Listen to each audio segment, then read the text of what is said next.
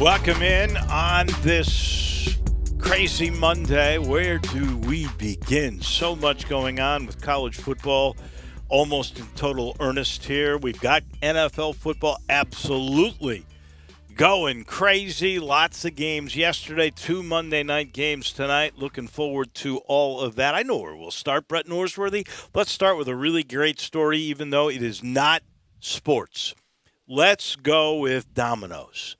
Not the game. Domino's Pizza has donated $100 million to St. Jude. It is the largest gift, single gift, ever given to St. Jude. I applaud them. Isn't that a great story? No kidding. Stunning. It's stunning. That is big. That's a lot of pizza to watch ball games with. Thank you, Domino's, and thank you, St. Jude, for everything you do. And always remember about St. Jude, never plural, never possessive. That is correct. There's no St. Jude's to it. A lot of people want to do it. And I heard Ian Baker Finch doing it this year during the golf tournament, and I like him and I like that coverage. But I started to text somebody, go, please tell you, IBF, it's never plural, never possessive. Well, let me put it to you like this. If Ian Baker Finch says it and it nets money, it's okay. I don't care what he calls it. That's right. We'll let him get by a little bit Dave, with this. I like where you started, and very nice. We love it. And I'm going to start, and I'm going to interrupt you, and I'm going to start in a different place. We're going to have medals today, and we're going to have something new during football season. It'll just be during football season on who won the weekend, and also the biggest overreaction for college and NFL. We're going to do that about 4:50. And when I say overreaction, I want something wild. I mean, almost preposterous. And we will give plenty provisos that if somebody tunes in just at that time, like right now, if they tuned in right now and heard the kind of example I'm looking for, like Skip Bayless is a really groovy guy. That's the kind of preposterous overreaction we're looking for when we make NFL and college football overreactions. But this is not preposterous. Drew, we work with the world's smartest man. Who's that? David William Woloshin. Oh, come on. The goal sheet went 9-1 this weekend. Yeah. On its picks, as did David Woloshin. William Woloshin. 9-1. 9-1 with a double hit, a shock pick that won outright to win you 2 points on the picks. If people had just listened to you, vacation. Anyway. Well, I got a little fortunate, I got to admit. Want a week at the Breakers at Palm Beach? Do it on Dave. Yeah. The Bears were fortunate. I'm very worried about that team going forward. Very worried about that coaching staff. Matt Nagy, ooh. Speaking of preposterous, people that say the Detroit Lions will win the NFC North. That's the kind of reaction we want with Overreaction Monday. I hate to say this, but Dave, you gonna be there for me? I gotta tell you, you're in my deal. You are in my deal. Oh man, Matt Patricia, take that dang pencil off your ear and make some notes about how feckless your offense can. What about the play that they called for Matt Stafford on the straight run? Crazy stuff. I have Matt, you didn't call Matt Stafford on straight run at Georgia if you were Mark Richt. No, you know. And, I must say I was listening on the way into Johnny Radio. He's right about Cam Newton. They ran him 15 times. They're going to kill the dude. You got to be smart. Cam a lot. They did. But now, who had this in August, September NFL pools? The Buccaneers' first touchdown would be a rushing touchdown from Tom Brady, and the Patriots' first rushing touchdown would be from Cam Newton. Who had that? If you had those two, did you have them, Dave? I bet you did. Who had the 2 picks by Tom Brady? And then today, his coach, I can't wait to talk with TJ Reeves about this. Then today, his coach is going, hard to believe he called did him it. out. He was so perfect in practice. I mean, and those, by the way, those 2 picks were on him. That wasn't anybody else but him. I mean, he went right after his star quarterback. Now, I heard a hot take TV person today with a legitimate hot take. We know Tom Brady's resume. What really is Bruce Arians' resume? That's a fair question. It is. I tend to think Bruce Arians is really a pretty good coach. I do too. I think New Orleans is a much better team, and the fact that they went toe-to-toe with them in New Orleans, here's a good question for you. Is there really a home field advantage with nobody there? I haven't figured that one out. And all the crowd noise sounds like the wave just went by your section. Did you notice that? Well, here's the thing. This I don't know. There is, like they were saying this about the NBA. I was listening to Kevin Harlan going, if you're listening at home, because they saved Kevin for the big games. He wasn't there for the early rounds. He goes, if you're listening at home, man, it sounds great. You think you're watching the real thing. You don't know there's nobody in the ballpark. And that's great. But when you're there, because he was then there, well, it is different. They try to make it, seem as normal as possible, but there's nobody there. Very antiseptic. And so I wonder, are the players getting that noise? The NFL went crazy. They went to the NFL Network, and apparently, and who knew this, but each ballpark was like audio taped over the last few years for their own unique sound for like 7 hours. So when you're getting boos on a bad call from New Orleans, that's what you're getting. You're actually getting boos from the New Orleans crowd. But are they hearing that, the players in the Superdome? We know we're hearing it on TV. It was odd, and Kevin Harlan was the TV play-by-play guy on the Bengals game yesterday, the Bengals-Chargers game, and he threw it to their reporter, and she said, it is really quiet and desolate in here. Yeah. So, I salute TV for all of the people that are watching, or even on radio. For the Tiger game, we were getting the PA feed that was, manufactured crowd noise. So it sounds for us and looks for us like, it's normal. But when you're there, it really is not. I did the 901 FC game yesterday, and I got them in my medals. They blew another game, but you could hear, because no one was there, and I've never – so, I hadn't heard it really mic'd up like this before.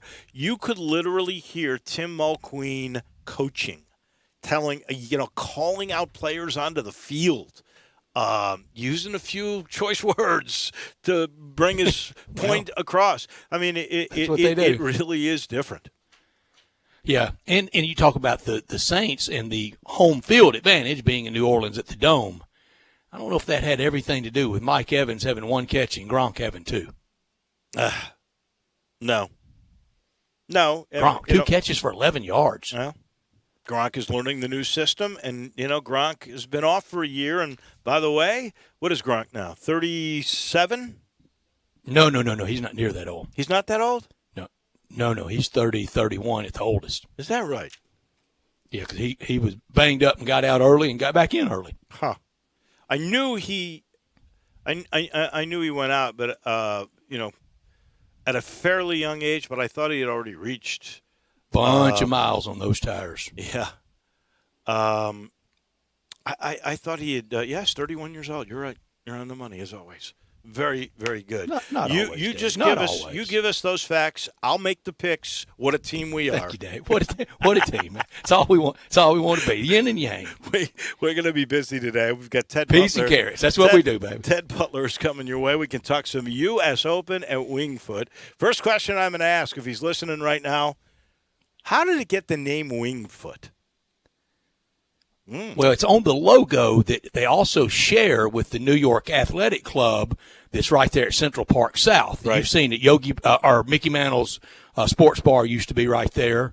But there's, even though they have the same logo, that those flying wings, they're not affiliated. I'm sure they share a lot of duplicative members, sure, but they're not. Huh. I always thought they were, and it was kind of a club for the city and club when you got out to Westchester County, but it's not. Well, and 2 courses at Wingfoot, we'll see if anybody really east and west. If Ted Butler knows why it got the name Wingfoot. We got medals and we got a lot because it was such a busy weekend.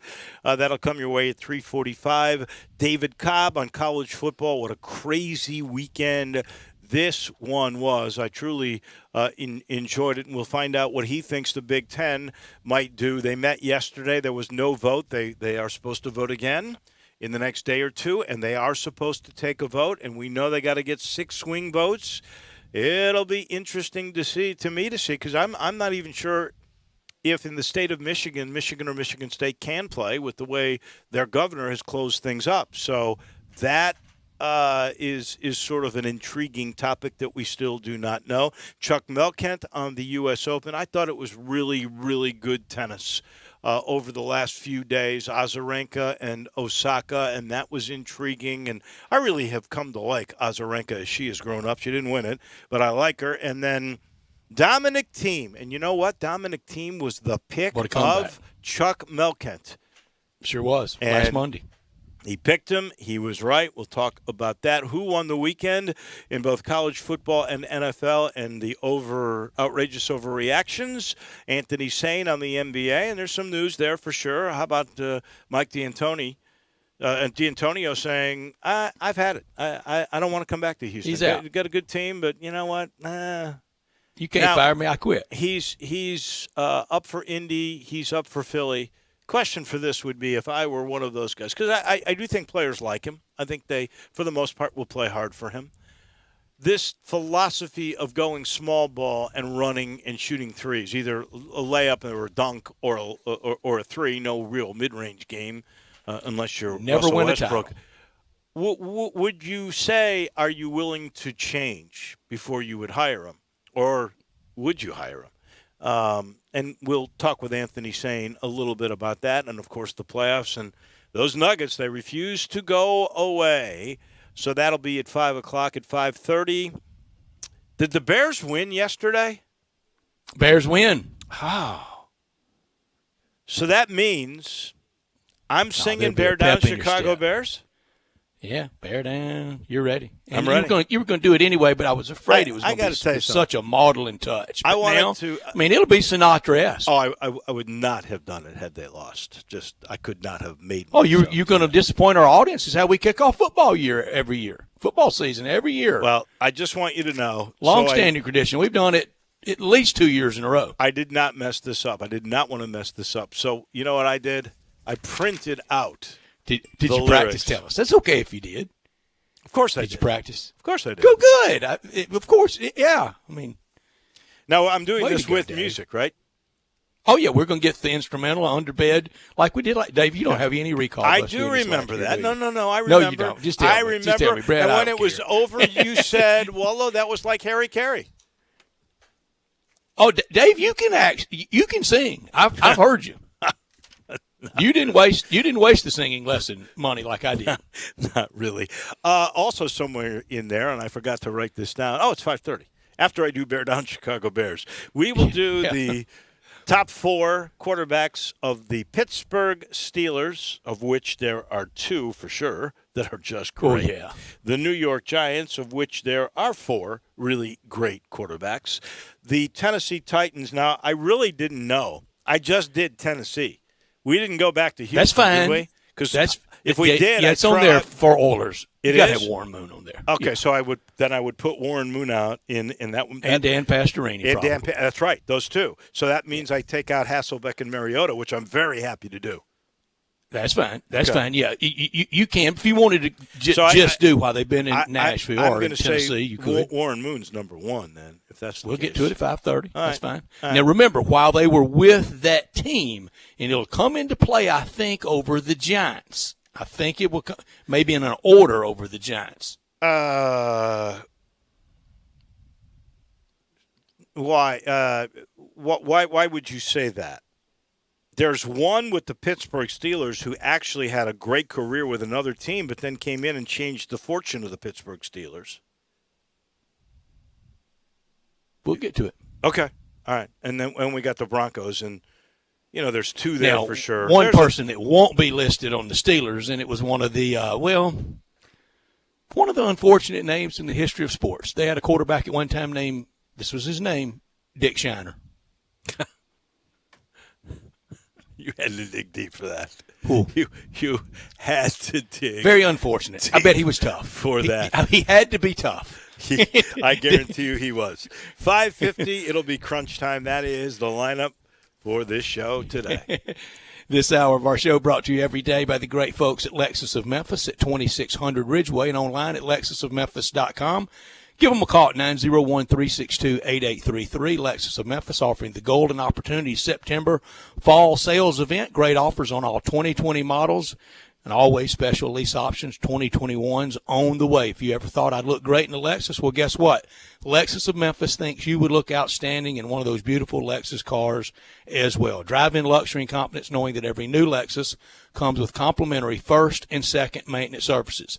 Stop by today at Lexus of Memphis, the one and only Lexus dealership in Memphis at 2600 Ridgeway, and put yourself in the driver's seat of an all-new 2020 flagship LS500, and you'll be looking and driving great.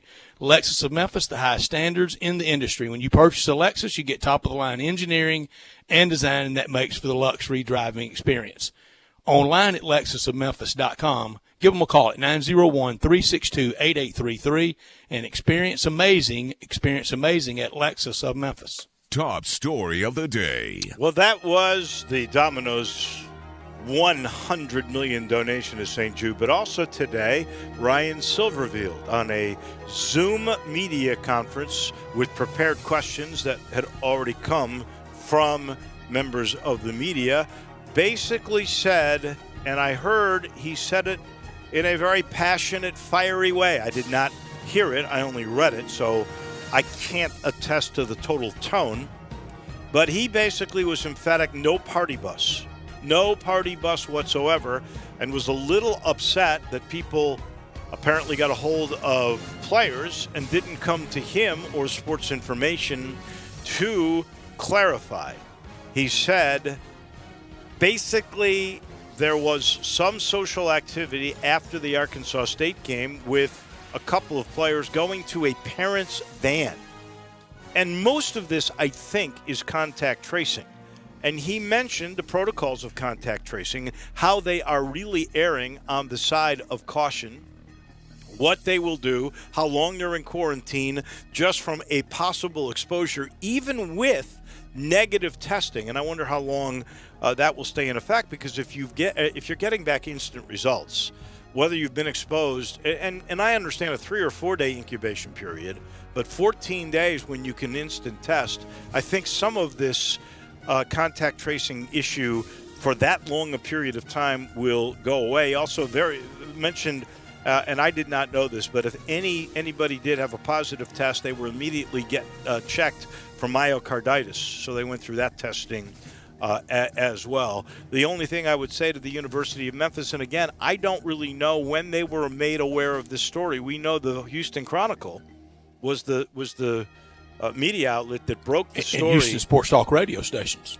They were the ones that broke the story about this game being most likely postponed, and then, of course, it became an even bigger story there when they were able to pick up Baylor like out of nowhere, and I'm sure they're pleased they picked up a good game. And were able to do it in about 2 hours. I know. It's amazing. And I certainly hope that that Houston game will be made up, or Memphis goes down to 9. That would not be a good thing. So I'm sure the league will try its best efforts to make sure Memphis and Houston do play.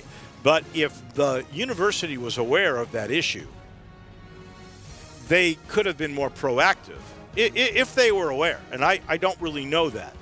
But I know he was upset about people falsely reporting about this party bus. But if they knew on Thursday or early Friday that this could be an issue and got in front of that and stated things, then people would have called the coach or Sports Information, and the erroneous reporting would not have occurred. I agree wholeheartedly, Dave. And it was mostly the reporting I thought here locally was pretty darn sound, and the lion's share of it, the reporting, was done out of Houston, and I suspect that was maybe some friendly Houston media I think they were trying to sabotage that game and get the Baylor game on the fly. That's just my suspicion. I cannot prove that. And the Baylor AD is the ex-Houston AD. Right. So I think there was some. I think there was something going on. Well, but anyway, I can't prove it. But I think the local Memphis reporting was sound and should not be upbraided about it. Well, I certainly hope the powers that be are able to be sure Memphis plays Houston and not at the cost of, say, the Texas-San Antonio game. I think Memphis needs to play the 10 games. I agree. And figure it out one way or another. My top story. It's going to be a roller coaster with college football and with sports, heck, with life. The highs are going to be real high. It feels like we're getting back to some normal in a blink of an eye that can kind of be pulled out from under us. And the lows, they can be low, but it doesn't mean it has to be shut down. It doesn't mean it has to be 12 feet social distancing either. No need to freak out. Let's just be careful and make good decisions, one and all, young and old alike, and maybe we can avoid a shutdown or elimination of sports. Remember when it just felt like any day it was going to be done on the PGA Tour, any day with baseball? Yeah. We're learning from things. Now, the Tour had more of a bubble than college football and pro football, and they have less people than baseball that doesn't have a bubble. So it's a lot of moving parts, but it can be done. It's going to be a rocky road. Let's just bear with it. Well, to your point, that was early on, and I think we must be cognizant that it is an ongoing crisis. So they had those early problems and then nothing, right? I don't think we had anybody get COVID later in the year of the golf tournament season. Where we got 2 scratches at U.S. Open, Scotty Scheffler included. That's where I was going. Until now. So now you've got Scotty Scheffler, probably Rookie of the Year, who's got COVID. He's out of the U.S. Open. There is one other player, too. Is a guy, Sam Horsfeld. Yeah. And so that's a reminder that you've got to stay on top of this. But you're right. I mean, the PGA Tour and their commissioners stood forth and said, we're going to learn to live with this and make do. And baseball did pretty much the same thing. It's one of the few things Rob Manfred stuck by his guns, and we're getting through this. And it looks like the Cardinals, who were in the worst of affairs, they're getting other games in. And so I think you are correct about that. Not top story of the day. And those are the numbers that we get from COVID today. 105 new cases in Shelby County. Now we're at 29,000 plus. 6 new fatalities, and that's a little bit higher than we've been accustomed to the last week or so. There were 420 now total fatalities. 805 tests at 13%, but now we are just under 1,400 active cases. That's actually down 8 or 9 from 24 hours ago. In Tennessee, 172,000 with over 2,000 fatalities. In Mississippi, 30,000 cases, 2,700 who've perished. Arkansas, now they've reached the 70,000 mark. Thank goodness they're still under 1,000 at 981. In the United States, 6.75 million cases, 4 million recoveries. And now we've had almost 200,000 deaths, 198,600 deaths. In the world, 29.25 million who have had cases, 20.9 million who've recovered. So almost 21 million. We've had 930,000 fatalities. That's your dashboard for today. My not top story, scheduling. We now know you can do it over a weekend, over about 2 hours over the course of a Saturday afternoon if you want to play bad enough. Baylor and Houston, they had that teed up real fast, didn't they? Yeah, I don't believe that was Houston. Plan B from August. Well, you know what? Maybe it was. Maybe it was. But if Memphis didn't have 20 players that were out and 20 more that were quarantined, they would have been here. And so I agree. I don't think we can fault Houston for being able to find an alternative. I'm not saying skullduggery, yeah. but I'm just saying a lot of coincidence. It is. It is tough, and they were very proactive. Once they knew there was a chance Memphis wouldn't play that game, they did jump on it. I will give you that for sure. Those are your top and your not top stories. We are sitting in the Family Leisure Studios, and at I-40 and Wooden Road. If you want to go sit around there, you can look at what we call the world's biggest spa sale, up to 30% off spas, even the big swim spas. You can choose from hundreds. They've got different spas from multiple manufacturers, and most of them really state-of-the-art technology that'll just absolutely blow you away. Special financing available, too, and special pricing right now on chemicals and accessories as summer winds down. And some of you might start thinking about closing down pools. Others are going to settle in for the winter. Here's the way you stock up for sure. Professional delivery always available either to your home, or they bring it out and load it up in your car or your truck in the parking lot. They always make it easy for you at Family Leisure. We take the time out. When we return, our good friend Ted Butler on the United States Open at Wingfoot. We are officially underway on this Monday on Sportstime. R&R on Sports, Saturday mornings, 10 a.m., Sports 56, 87.7, and 96.1. Don't miss us. Hi, this is Troy Fiveash, owner of Fiveash Roof Services. You've heard me talk about how we offer the best products, the best warranties, and the best services for years. Now let's talk about pricing. Pricing should never be the only reason you hire a contractor, but in today's world, pricing is always a consideration. So we suggest you get 2 or 3 estimates for your roof replacement from a reputable, licensed, and insured company, and then give us a call. If we can't beat your best price for a comparable roof system by more than $100, we'll give you $100. It's that simple. We are so sure we can offer you the best price, beating all other qualified companies. We will hand you $100 if we can't, and thank you for the opportunity. So give us a call. What's the worst thing that's going to happen? Make $100? Fiveash Roof Services, a proud supporter of Tiger Athletics and the official roofer of the Tigers home team. Fiveash Roof Services, fair, honest, and ethical. 367-0050 or memphisroofer.com. Fiveash Roofing, it's what we do. We're here for you. Jim Gray from Westwood One with a Monday Night Football preview. The Week 1 doubleheader begins with Ian Eagle and Ross Tucker in New York as Daniel Jones and the Giants host the Pittsburgh Steelers, including the return of Ben Roethlisberger, who told me the elbow injury was a difficult experience. It wasn't always just great news, and so there were definitely times that were scary. There was a quick second to think about, do I want to keep doing it? And that's all it was. It was a quick second, and I knew I wanted to keep playing. I knew I still loved this game and still had more to bring. You'll hear more from my visit with Big Ben in the pregame show. And after that game, Kevin Harlan and Hall of Famer Kurt Warner will bring you the Tennessee Titans and the Broncos from Denver.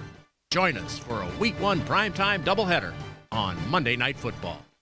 Remember to listen to Westwood One's coverage of the NFL all season long. Right here on Sports 56, 96.1 and 87.7. At Fisher Investments, we do things differently, and other money managers don't understand why. Because our way works great for us. But it may not work for your clients. That's why Fisher Investments is a fiduciary, obligated to put clients first. It's the highest standard for a financial advisor. So, what do you provide? Cookie-cutter portfolios like the rest of us? No cookie-cutter portfolios here. Fisher Investments tailors portfolios to meet each client's goals and needs. But you do sell investments that earn you high commissions, right? And make commissions when you make trades for your clients? No, Fisher Investments doesn't sell any commission investment products, and we never earn commissions on trades. So what's in it for you? Fisher Investments fees are structured so we do better when our clients do better. When it comes to helping clients achieve a comfortable retirement, we're clearly different. Visit FisherInvestments.com to find out why investors like you switch to us. Fisher Investments, clearly different money management. Investments in securities involve the risk of loss. Now, back to Sports Time on Sports 56 with Wolo and Stacks. This hour of Sports Time is brought to you by Lexus of Memphis. Here once again are Dave Woloshin and Brett Norsworthy.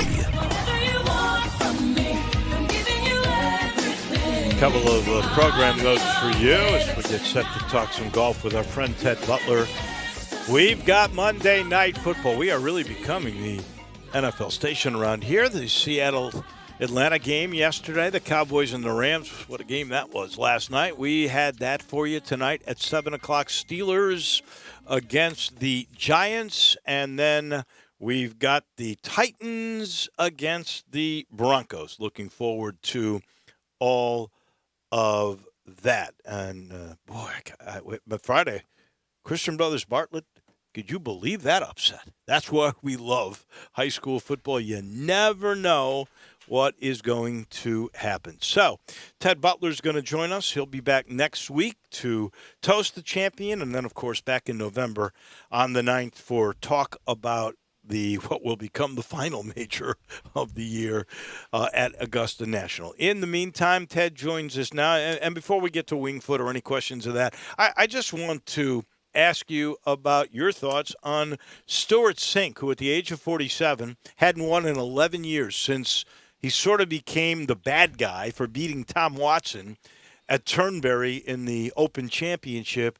And then it had been a long time. He had a wife who was really sick, and she got through 5 years of cancer remission. Now she was there. His son was caddying for him yesterday, and he won. And I didn't realize, because he was a really solid player. This was his 7th PGA Tour victory yesterday, but 11 years between them. That doesn't happen very often, Ted. Good afternoon. Good afternoon, and I agree with you. Stuart Sink would have been last on on my pick list for the week, but that wouldn't mean anything. And he was good for a long time, you know, and did become the villain for beating Watson, although he shouldn't have. You know, Tom just made par on that last hole. You know, he got up and down, or Watson should have won it, but Sink has always been a great guy. You know, and the tragedy with his wife and what they went through, and yikes, it was good. It was not a really stellar field. You know, I wouldn't call it that, but win's a win. Well, is that Stats? You got to help us out here. Is that the first win of 2021? Yes, in this crazy field. But it will get him into Kapalua in the Century Tournament of Champions. Oh, good. So, you know, what a good life to start the first 2 weeks in Hawaii at Kapalua, and then at the Sony at the tournament in Honolulu. But you're right, Ted. I was angry. I wasn't angry at Stuart Sink. I don't know Stuart Sink. No need for me to be angry. I wanted Tom Watson so badly to win in 2009 at 59. But Stuart Sink's job is to make the putt, and he did. And that was a putt that he missed in 2001 at Southern Hills that would have won him a U.S. Open. That's right. That's right. He's a good guy. He's a good family man. He's a good golfer for a long time, and I'm really happy for him. It's great. It is. I think everybody was probably pulling for him because it had been so long. I would have picked him, of course, but of course we didn't have the picks this week. Yes, he would have. The role he's on, trust him, he would have. I believe it. I give. Yeah. I do too. All right. I'm close. Here's your toughest question of the day. How in the world did this golf course where the U.S. Open is going to be played, how did it get called Winged Foot? I think I heard that years ago there was a sculpture on the floor of the men's New York Athletic Club, and the members from that group built Winged Foot, and they took that sculpture off the floor and made it their logo. I think it's a little foggy, but I think that's right. That sounds good to me. We knew it was connected somehow, but not officially, with the New York Athletic Club. Yeah, mm-hmm. Yeah, I'm pretty sure that's what happened. I heard that years ago. And I thought an affiliation. Winged Foot is famous. I mean, it's the place where in 1974 the USGA said, "Okay, Johnny Miller, 63 and 73 at the U.S. Open. We'll see how much fun y'all have to have." And Hale Irwin won +4 or 5, didn't he, Ted? He won +7, and there's been 5 guys. There's been 5 guys that have won at Winged Foot, and I saw 4 of them on TV. I didn't get to see Bobby Jones, but he won it there. And then Irwin, actually Billy Casper, Irwin, Fuzzy Zeller, and Ogilvy all won the U.S. Opens at Winged Foot. And Zeller was really the only long hitter of the group. You know, Casper and Irwin, those guys were great ball strikers and great putters. And it seems like you just have to be to win at Winged Foot. I'm really excited about this tournament. And it's a minor miracle that Mickelson got close to winning it. You know, he said on the Saturday of that week, it was the greatest up and down round of his life. And then he had 2 fairways on Sunday, 2 fairways, and almost won the thing.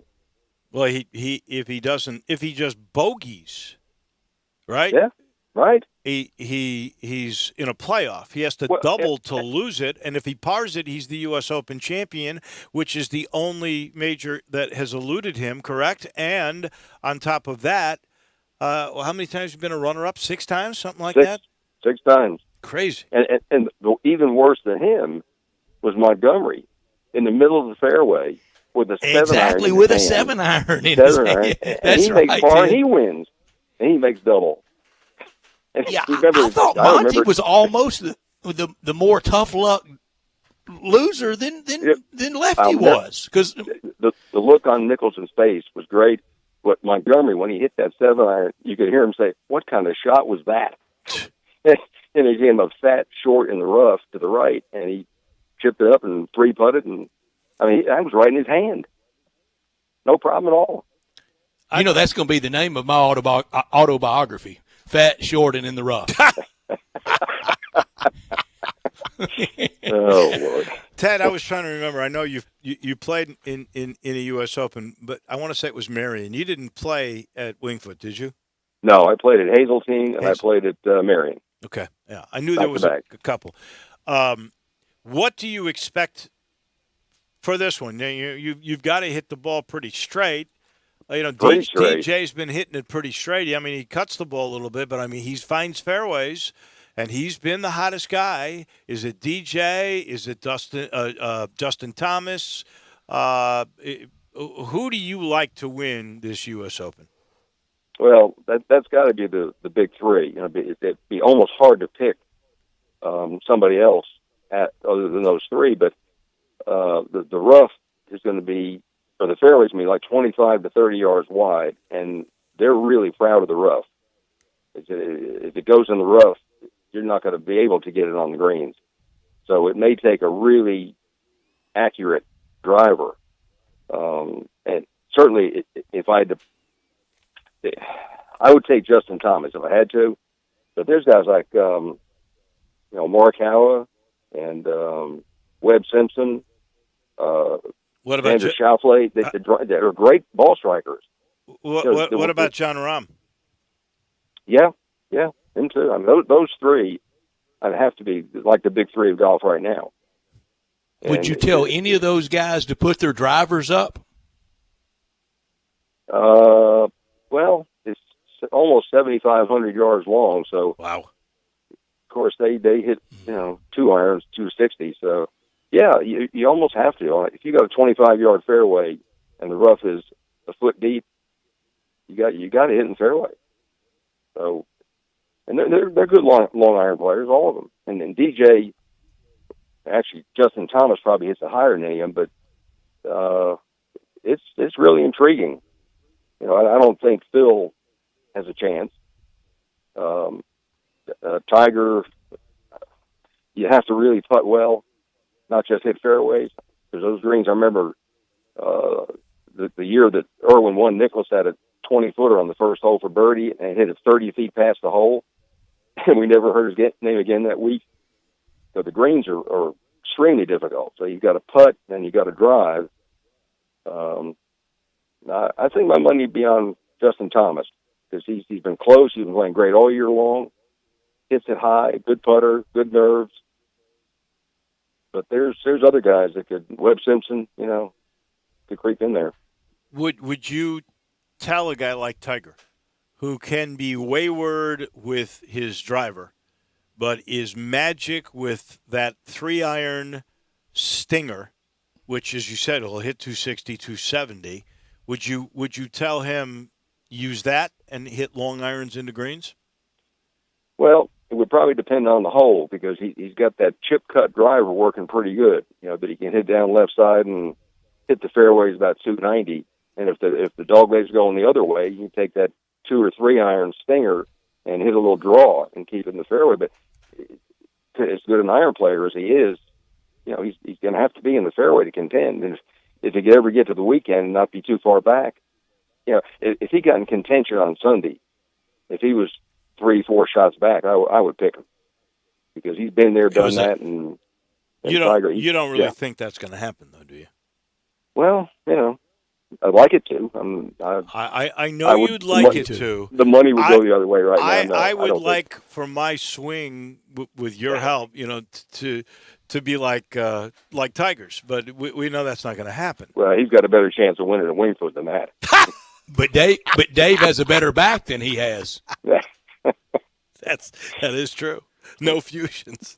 No fusions, anyway. Right. So the odds of him winning the U.S. Open and me having a good golf swing, the odds are better with Tiger. Is that what you're saying? It just didn't add up. Oh, you know what I'm going to say to that? Just look who my teacher is. That's all I'm going to say. Well, no. You said to have a swing like Tiger. You didn't say a good golf swing. Oh, okay. Your golf swing is pretty good as it is, but being like Tiger is not going to happen.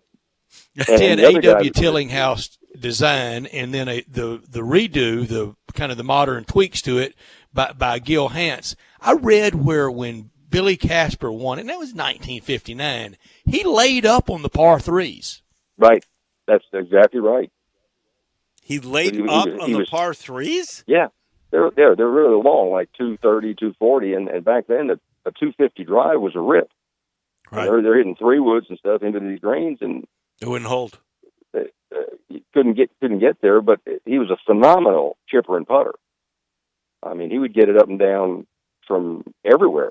Well, speaking of which, the young, I believe South Korean young lady that won the Asperian yesterday, the major for the women, she chipped in 3 times yesterday. That's how she won the tournament. She chipped in 3 times. So that sounds like a reasonable strategy to me. If you're a great chipper, I would get that. You mentioned Gil Hans. He's the one that redid this, I guess, in just the last 4 or 5 years, right? That he did this redo? In 2017. 2017, he was the designer of Mossy Oak Links down at West Point. I was just going to say to you, he's famous, really more famous for being the architect, the designer of the Olympic golf course that they used in 2016 in Rio. But around here, he's famous for doing Mossy Oak, and it always amazes me, Ted. I've been to these golf courses as they are being designed, even Southwind, and how they see this stuff when they're just looking at the forest is beyond me. It is a true art and science. Well, it is. It's mind-boggling. Guys like Nicholson, then they go out there and they look at a piece of property, or like Bobby Jones did at Augusta, and you look at and you just visualize these hills and trees and valleys, and you think, well, this will look good here and good there. I don't know how they do that. I mean, that's just mind-boggling to me. It is. Ted, we look forward to chatting about this next week for sure, and then, of course, Augusta National. Your pick is Justin Thomas, so just let me warn everybody, including Stats Norsworthy, who I think was going to pick him with our picks. It's logical. It makes a lot of sense, but if Ted picks you, you don't make the cut. I'm just warning only everybody. Confirmed. Only confirmed, Ted. Yeah, I could say Davis Love. He won the PGA there in 1997 when the rainbow came over. He's not winning either. No. Thank you. He might not even be in the field. I don't think he is. Ted, thank you much. We appreciate it, as always. I'll tell you next week. This portion of the show brought to you by the Butcher Shop. That is the place to go, inside or out. I do want to remind everybody, they take the inside service very seriously, and they've got more space. It's cavernous inside the Butcher Shop, which is right at Walnut Grove and Germantown Road in the Agri Center. Their private rooms are humongous. People don't realize how big they are. The party rooms are large enough for tables of 6 with thick 6 feet spacing between the tables. They have large groups, 20 to 40, and they've been doing this and still meet all of the health department guidelines. Now, if you want to take out, you can do that. They even have Hamburger Friday now. Takeout. I'd go in, but you could take out if that's the way you prefer it. All you got to do is head on over there. You can go to the website, butchershop.com. You will love it. I promise. They are going strong at the Butcher Shop. Back in a minute, and we've got medals, and we'll have to hurry on Sports Time on Sports 56. Take Sports 56 with you on your phone or tablet. Download our official Sports 56 app today. Do Did you know nearly 40% of men under 40 and over 75% of men over the age of 40 experience sexual performance concerns? At the Memphis Men's Clinic, their experienced physician performs a comprehensive evaluation that determines which specific issues may interfere with your sexual performance. These issues can vary and range from anxiety to medical issues, low testosterone, or erectile dysfunction. The Memphis Men's Clinic has evaluated hundreds of men of all ages over the years and reestablished a normal sexual life. The Memphis Men's Clinic will work aggressively to resolve issues and allow you to restore your sexual health and overall well-being. That's the Memphis way. If you're 20 years old or 90 years old, come and get cared for the Memphis way. Treatment that's based on your specific needs after a professional clinical evaluation by their experienced board-certified physician. Call the Memphis Men's Clinic today at 901-443-0475 or visit memphismensclinic.com. Great news, sports fans! The Butcher Shop Steakhouse is now open for dine-in service. Make a reservation and enjoy a mouth-watering steak dinner. Or, if you prefer, take it curbside. In addition to their fantastic steaks, the Butcher Shop Steakhouse has a variety of entrees, including Canadian lobster tail, crab-stuffed shrimp, pan-seared red snapper, and fresh ground steak burger with portobello mushroom sauce. Planning to cook out? The Butcher Shop Steakhouse offers a great selection of fresh Angus beef, hand-cut steaks and burgers, lamb chops, Atlantic salmon, and more. Make your reservation for dine-in or pre-order for curbside pickup. The Butcher Shop Steakhouse, dine-in, curbside, and delivery. Plus, enjoy the sizzle of top-quality Butcher Shop steaks on your own grill. Call us at 757-4244 and visit our website, thebutchershop.com, for menus and more. The Butcher Shop Steakhouse, Walnut Grove and Germantown Parkway.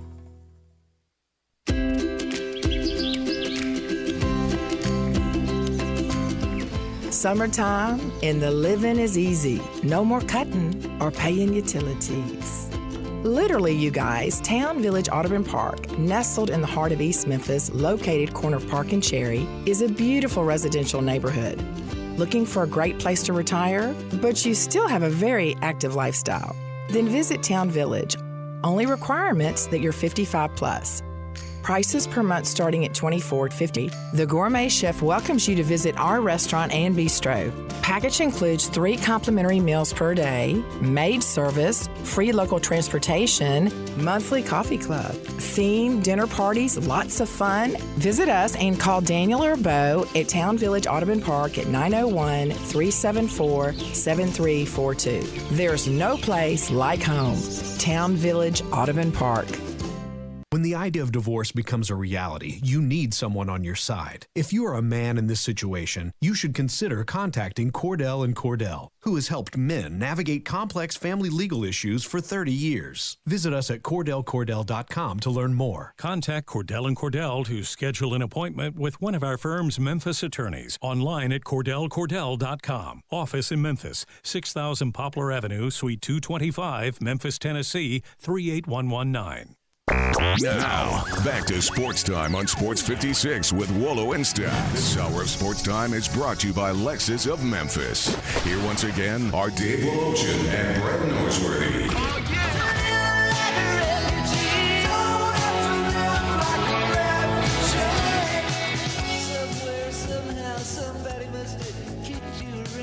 Welcome back in. Very, very packed, busy Monday in this segment. We always do a thing we love called Precious Metals. I will start. I will give a couple of terrific bronze medals. Has to go to Russell Wilson. Russell Wilson, he was 31 of 35 in that football game in Atlanta. 31 of 35, 322 yards, 4 touchdowns. I don't think you can do any better than that. So that they get a Russell Wilson and the Seahawks get a bronze medal. I'll give a couple of silvers. One, Sun Belt Conference, and that could be a gold. It'll be I'll get it even bigger on who won the weekend. But they were 3-0, ladies and gentlemen, against the Big 12. 3-0, and now They have a fourth team that didn't even play against the Big 12, Appalachian State, which is in the top 25. They got 2 in the top 25.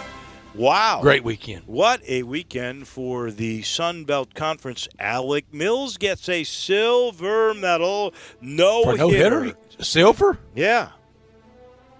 Former UT Martin product. It's the second no-hitter of the season. And let's just face it, you have to wear a Chicago uniform. Lucas Giolotto, he was the first one wearing a White Sox uniform. Yesterday it was Mills doing it for the Cubs, who, by the way, have a 4-game lead now in the National League Central Division. That could be your World Series. Could be. Subway Series. That would be outstanding. But he'll be in the bubble in Phoenix. But I got to give a medal, a gold, my one gold, to Dominic Thiem, who won a thrilling 5-setter. He was down 2-0. Everybody gave up. And all he did was come back strong. He becomes the first man that was born in the 1990s to win a Grand Slam event. And what true grit he showed. I mean, think about it. You're down 2-0. Nobody thinks you're going to win. It's been years since anybody came down from 2-0. And here he does it. And late that's 40s, his first. Pancho Gonzalez. I know. And that is his first Grand Slam championship. Do I remember Pancho Gonzalez on TV coverage? Yes. I know Tony Trabert was great. Yes, but you do. I thought he did some TV. Yeah. And was really good, wasn't he? I think he was. We'll have to ask Chuck Tony Melchett. Trabert was great. Oh, Tony Trabert was the best. Tony Trabert and Pat Summerall. That was it. I loved it. I thought that was the Cosell, Gifford, did you like Meredith team. I loved that. I did. But was that better than Collins? Bud Collins? Bud Collins, the Boston Globe writer. Bud Collins was pretty good. But he was usually mostly contributor, wasn't he? No. He ended up, he started was off analyst? as an analyst, and then he became the play-by-play guy. A did he? little Okay. bit the He same was really way good. the Australian guy does now on Cliff Drysdale does on ESPN. He sort of began. Bud Collins. Yeah. Bud Collins a little bit like Bob Beatty. I bet they were fun to hang with in the 70s. Oh, you know what? You know who Bud Collins It was actually fun. He was more like Haywood Halebrun. Yeah, he did. Always with the loud jacket. I got a bunch of medals. Tell me when to stop. Bronze. Gardner Minshew Mania from my team that was my team last year. The Jags. I'm usually a year late on everything. I got him later. But also to the Lakers. The Lakers took care of business. I mean, did it kind of methodically, but they took care of business. Another bronze to Mac Brown in North Carolina. Silver, Saints over the Bucks. DB over TB. Another silver to Trevor Lawrence. Couple touchdowns rushing. About 350 yards passing, a touchdown passing Clemson easy in their opener, and a silver medal to Arkansas State. That upset on the road. The Tigers beat a really good team on opening night in Memphis. My gold, Mitch Trubisky, Alec Mills, Eloy Jimenez, Mayor Daley, and Dave Woloshin. Anybody with Chicago ties, they had a great weekend. And another goal goes to the Denver Nuggets. The future's bright. The present doesn't look too bad. They could be in the Western Conference Finals and leave the Clippers asking a bunch of questions. Final gold goes to Kyler Murray, 230 yards passing, 91 yards rushing, and they beat the defending NFC champ in Santa Clara.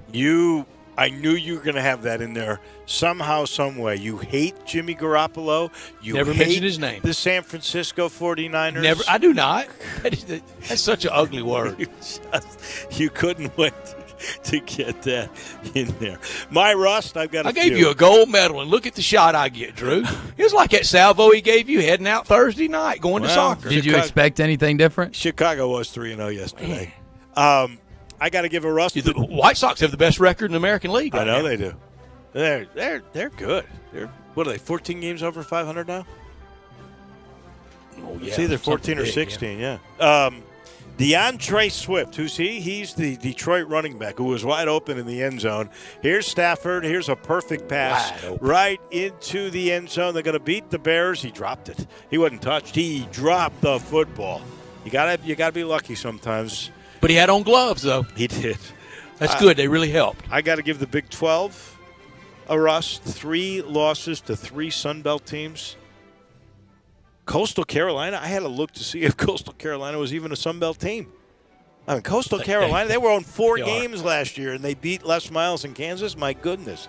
And my final 2 years in a row. My final Russ 901 FC, you're up 2-0. You got those 3 points. You're going to stay alive. Still an outside shot at getting to the playoffs in Group G.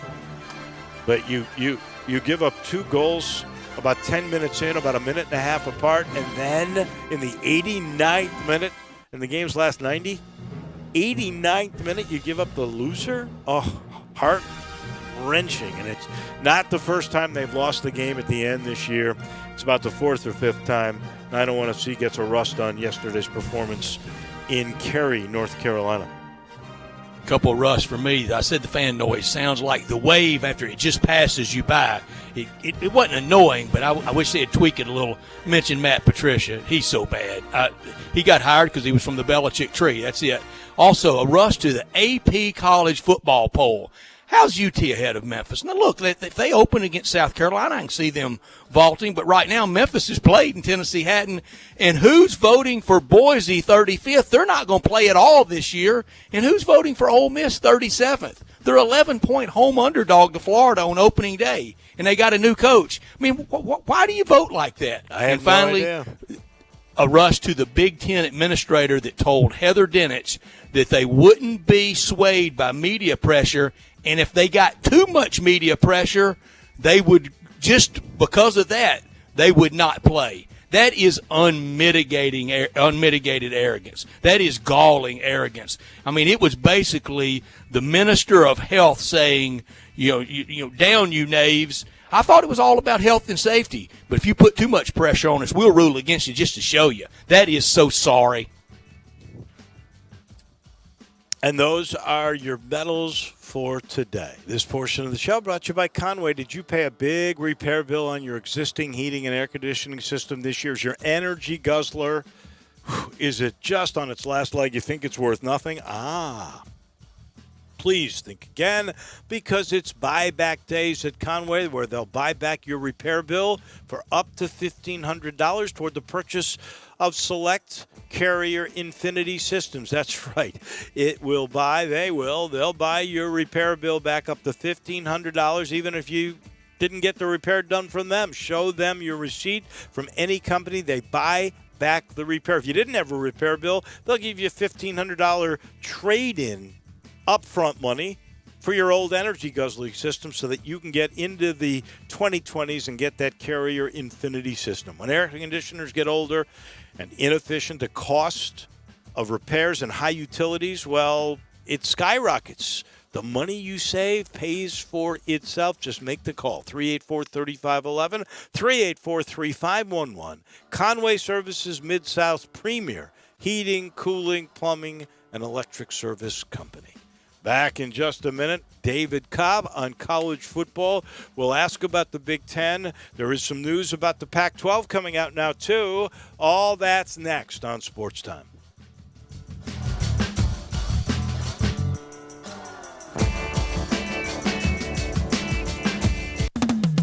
Get in the zone, AutoZone. Welcome to AutoZone. What are you working on today? Time to clean your car? We've got what you need. Our $25 premium car wash bucket deal has everything to keep your ride looking great inside and out. From McGuire's Gold Class Car Wash to interior detailer cleaner. And you can get it fast your way with our free same-day pickup, in-store, or curbside.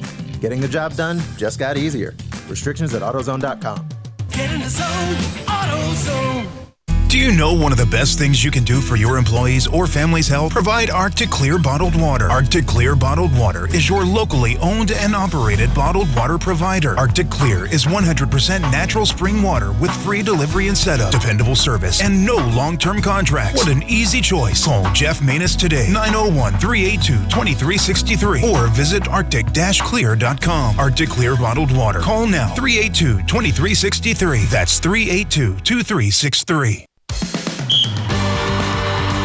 Hi, this is Rob Brown. Join Pete Cordelli and me for Sidelines, Saturday mornings, 8 to 10 a.m. on Sports 56, 87.7, and 96.1 FM. We'll cover the Memphis Tigers, the SEC, recruiting. Hey, if they keep score, we're covering it. Check us out on the website at sports56whbq.com and sidelines.live. Sidelines is brought to you by Duncan Williams Asset Management. Saturday mornings, 8 to 10 a.m. Get up and give us a call. I Buy Houses, 901-406-1101. That's 901-406-1101. I Buy Houses. I Buy Houses will buy a house in any area, in any condition, and yes, it's guaranteed to close in 5 days. If you need to sell your home quickly, call 901-406-1101. If you've been through a divorce, if you lost your job, if you're tired of renters, I Buy Houses can get you your money quickly. I Buy Houses will buy your home in Shelby County, DeSoto County, Memphis, Bartlett, South Haven, Horn Lake, Olive Branch, anywhere and everywhere in between in any condition. And yes, they're open 24 hours a day, 7 days a week. I Buy Houses, 901-406-1101. That's 901-406-1101. Grab that pen, 901-406-1101. I Buy Houses. We are Sports 56 WHBQ Memphis, WIVG-FM Tunica Memphis, and WPG-FLP Memphis. Flynn Broadcasting Stations. Now, more of Sports Time on Sports 56 with Wolo and Stats. This hour of Sports Time is brought to you by Homer Skelton Hyundai. Here once again are Dave Woloshin and Brad Norsworthy.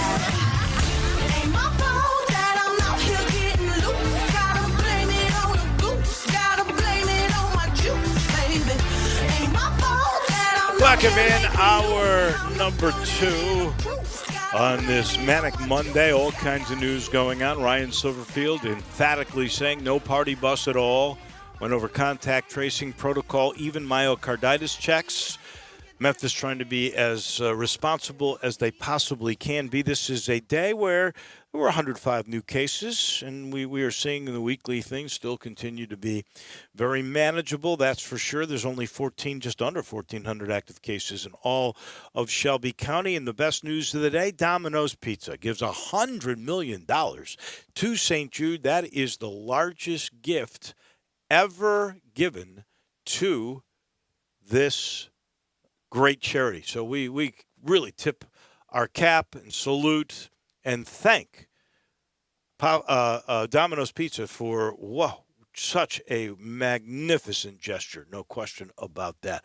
On Mondays in this time slot, Brett and I are always happy to chat with our good friend David Cobb, who's just written a story about Big Ten football, latest news as their presidents meet. And so let me ask you right off the bat, good afternoon. What do you think? Is the Big Ten going to say yes? Are they going to get enough swing votes when they vote later this week? Yeah, I think so. I think they will. First off, though, I had no idea about that donation. They might have to rename the golf tournament the WGC FedEx St. Jude Domino's Invitational now. $100 million. That is a good gift. Yeah, that's insane. But, yeah, I do think the Big Ten's going to vote to play. It seems to be trending that way. And I think this needs to be emphasized, the medical reports that they got over the weekend from the Return to Play Advisory Committee within the league. And so you might say, well, what's really changed? Not a ton has changed since they made that vote last month, but we see it now in a couple of leagues, and I would expect the Big Ten to adopt something similar. The ability to rapid test, and in the Pac-12's case, whenever they get back going, they're planning to test daily on their student athletes. So I think if the Big Ten can implement something like that, the presidents will be able to hook on to that and point to it as the justification for why they're coming back.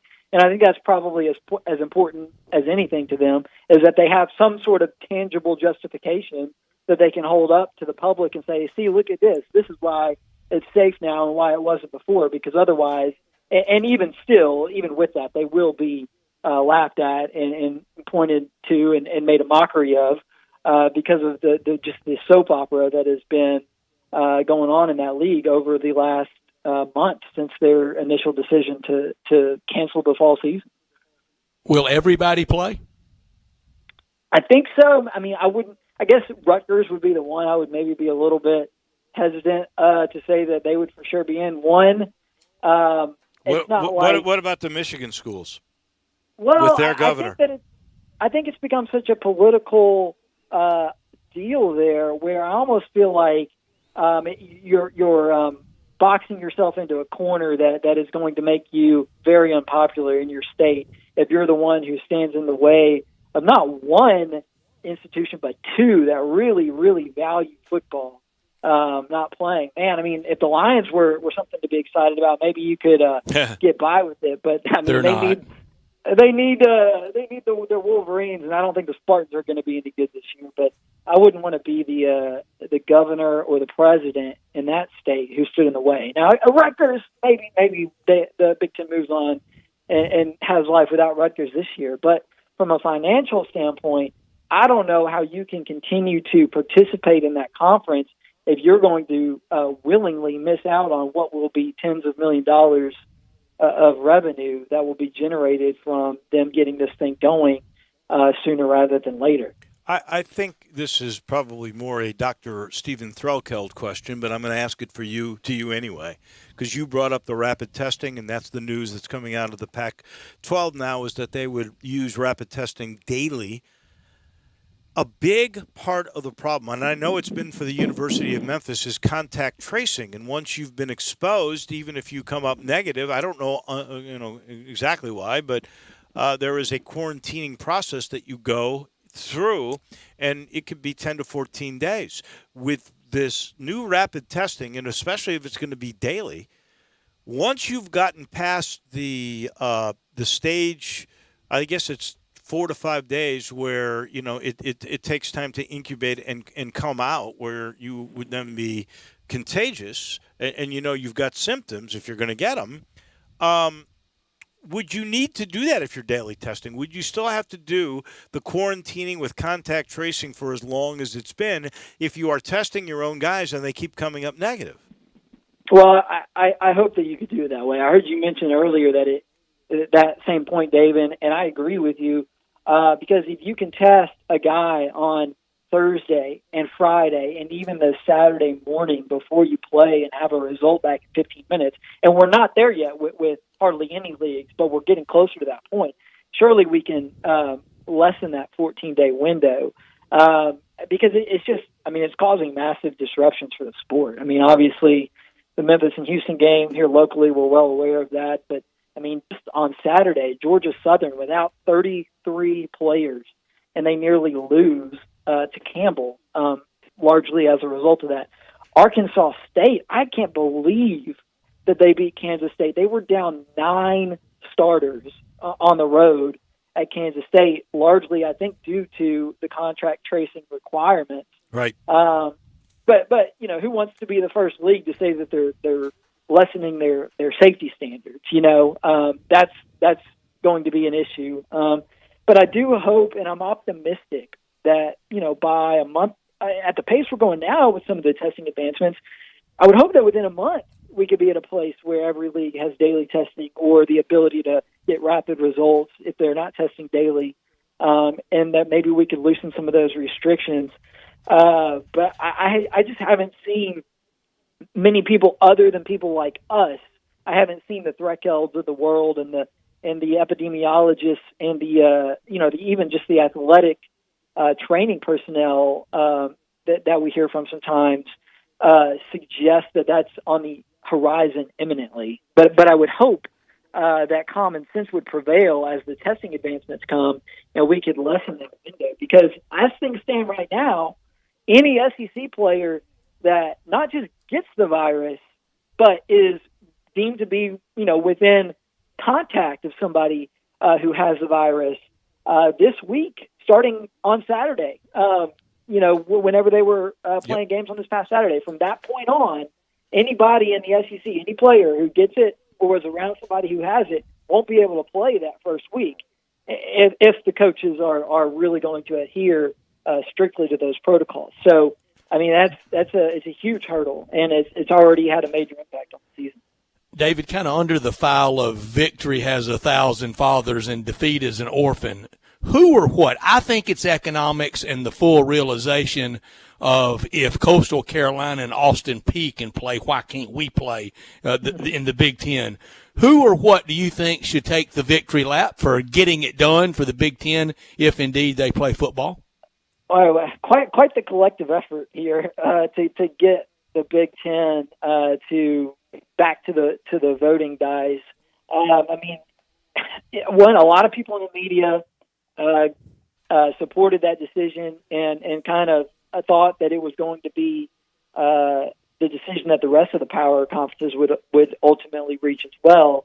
But there were some others who just gave them a lot of crap for it. So, I think that should be accounted for. But then I think the players deserve some credit, too, because at the end of July, early August, there was a lot of uncertainty around the virus. No leagues had come out with any real protocols yet. It was before we knew that everybody's eligibility would stay intact.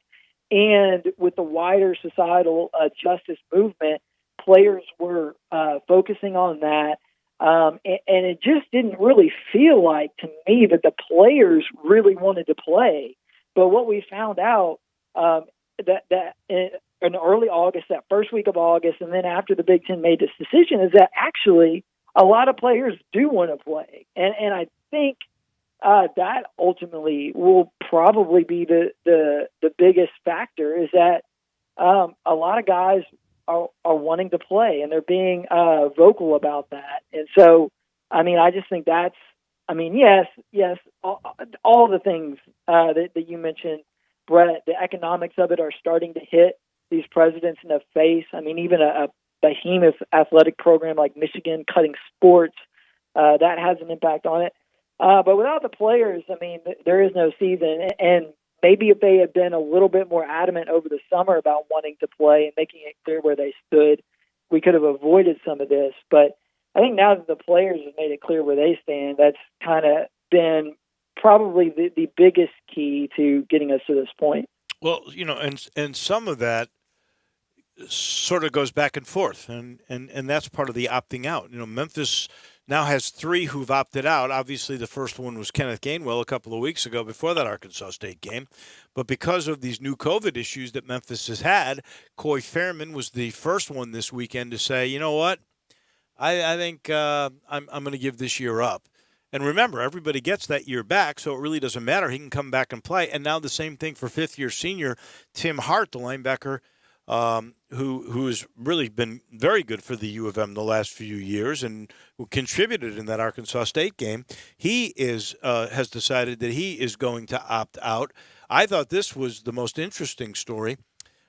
Shun Wade, who many have in the top 10 in the NFL draft. He's the cornerback from Ohio State. Really good player. Whose father was incredibly vocal about the Big Ten playing. He opted out today, and this is after his father went to Rosemont, Illinois, outside of Chicago, to protest at the commissioner's office. I thought that was wild. Yeah, that was a bit of a head-scratcher there, for sure. But, there have been a lot of Big Ten players who have opted out, and I'm curious to see if any of them change their mind. I mean, Micah Parsons, Pat Freiermuth at Penn State, 2 of the probably all Big Ten players who were a big reason why some people thought that Penn State could challenge Ohio State in the league this year. They've both opted out, and it would be, I mean, just crucial blows for them to be without those guys. And then, Michigan State and Maryland both have like 6 or 7 guys who are on the record as having opted out, and neither one of those programs are programs that can afford to be down 6 or 7 scholarship players. It's going to be interesting. If they vote to come back, but say they don't come back until November, and maybe the college football playoff is going to wall them out. Well, does it then turn into a junior varsity season, like some coaches have insinuated, could be possible? I think the practicality of the Big Ten coming back sooner rather than later is hingent upon them being able to get things fired up in time to participate in the college football playoff. Otherwise, I don't really see the point in hurrying back. The Pac-12 is not hurrying back. There's been no mention of them starting in October, so there's almost no chance that a Pac-12 team will be eligible for the playoff. And if a Big Ten team can't be eligible for the playoff, I don't see why they wouldn't just take their time and then start back, when they felt like it was right. But if they can do it, and these presidents vote to do it in October, I think that sort of sweetens the incentive for guys who might be on the fence about opting out to stay in college and play this season through. David, on the field, I thought the play looked pretty normal. It looked pretty good. I enjoyed the Saturday menu of college football. I thought it was pretty good play. I thought the NFL was excellent play yesterday and may really prove that they don't need any exhibition games after all, except for promotion, and they have enough promotion. But on the field of play, I thought it was pretty well done on Saturday. Clemson looked good. North Carolina looked good. Louisville looked good. And the Sun Belt, as we've mentioned. I thought, what'd you think? The first wave of games was so fun. I mean, it was just awesome. For a while there, Syracuse had North Carolina on the ropes. And then, of course, I mean, the Sun Belt just embarrassing the Big 12. I mean, those games were really exciting games. Memphis's win over Arkansas State looks pretty dang good now when you consider that Arkansas State, down 9 starters, who I think most of them played in that Memphis game, went up to Kansas State and beat a Big 12 team on the road. I think, guys, one thing that I'm looking at, if I'm, we have to make picks every week, and one thing I'm looking at in these picks every week is how many returning starters teams have along their offensive lines. Because I think, more so than at any other position in the game, that chemistry and that continuity on the offensive line is so key, and you can't replicate that by throwing routes on air. A quarterback and a receiver, a quarterback and a running back, those groups can develop chemistry even during COVID-19 protocols by texting each other and agreeing to meet up at the rec field if they need to. And I think a lot of guys did that and were able to sort of recoup some of the lost reps from spring practice at the skill positions.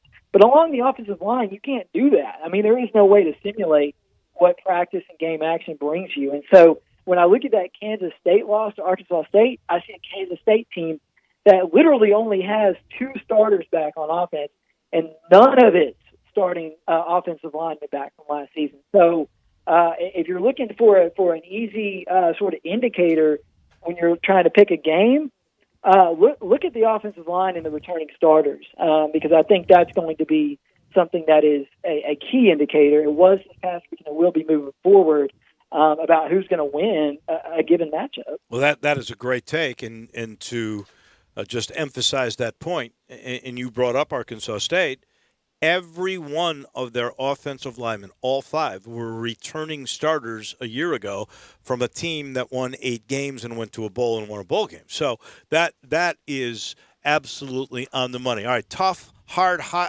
one for you, David Cobb from CBS.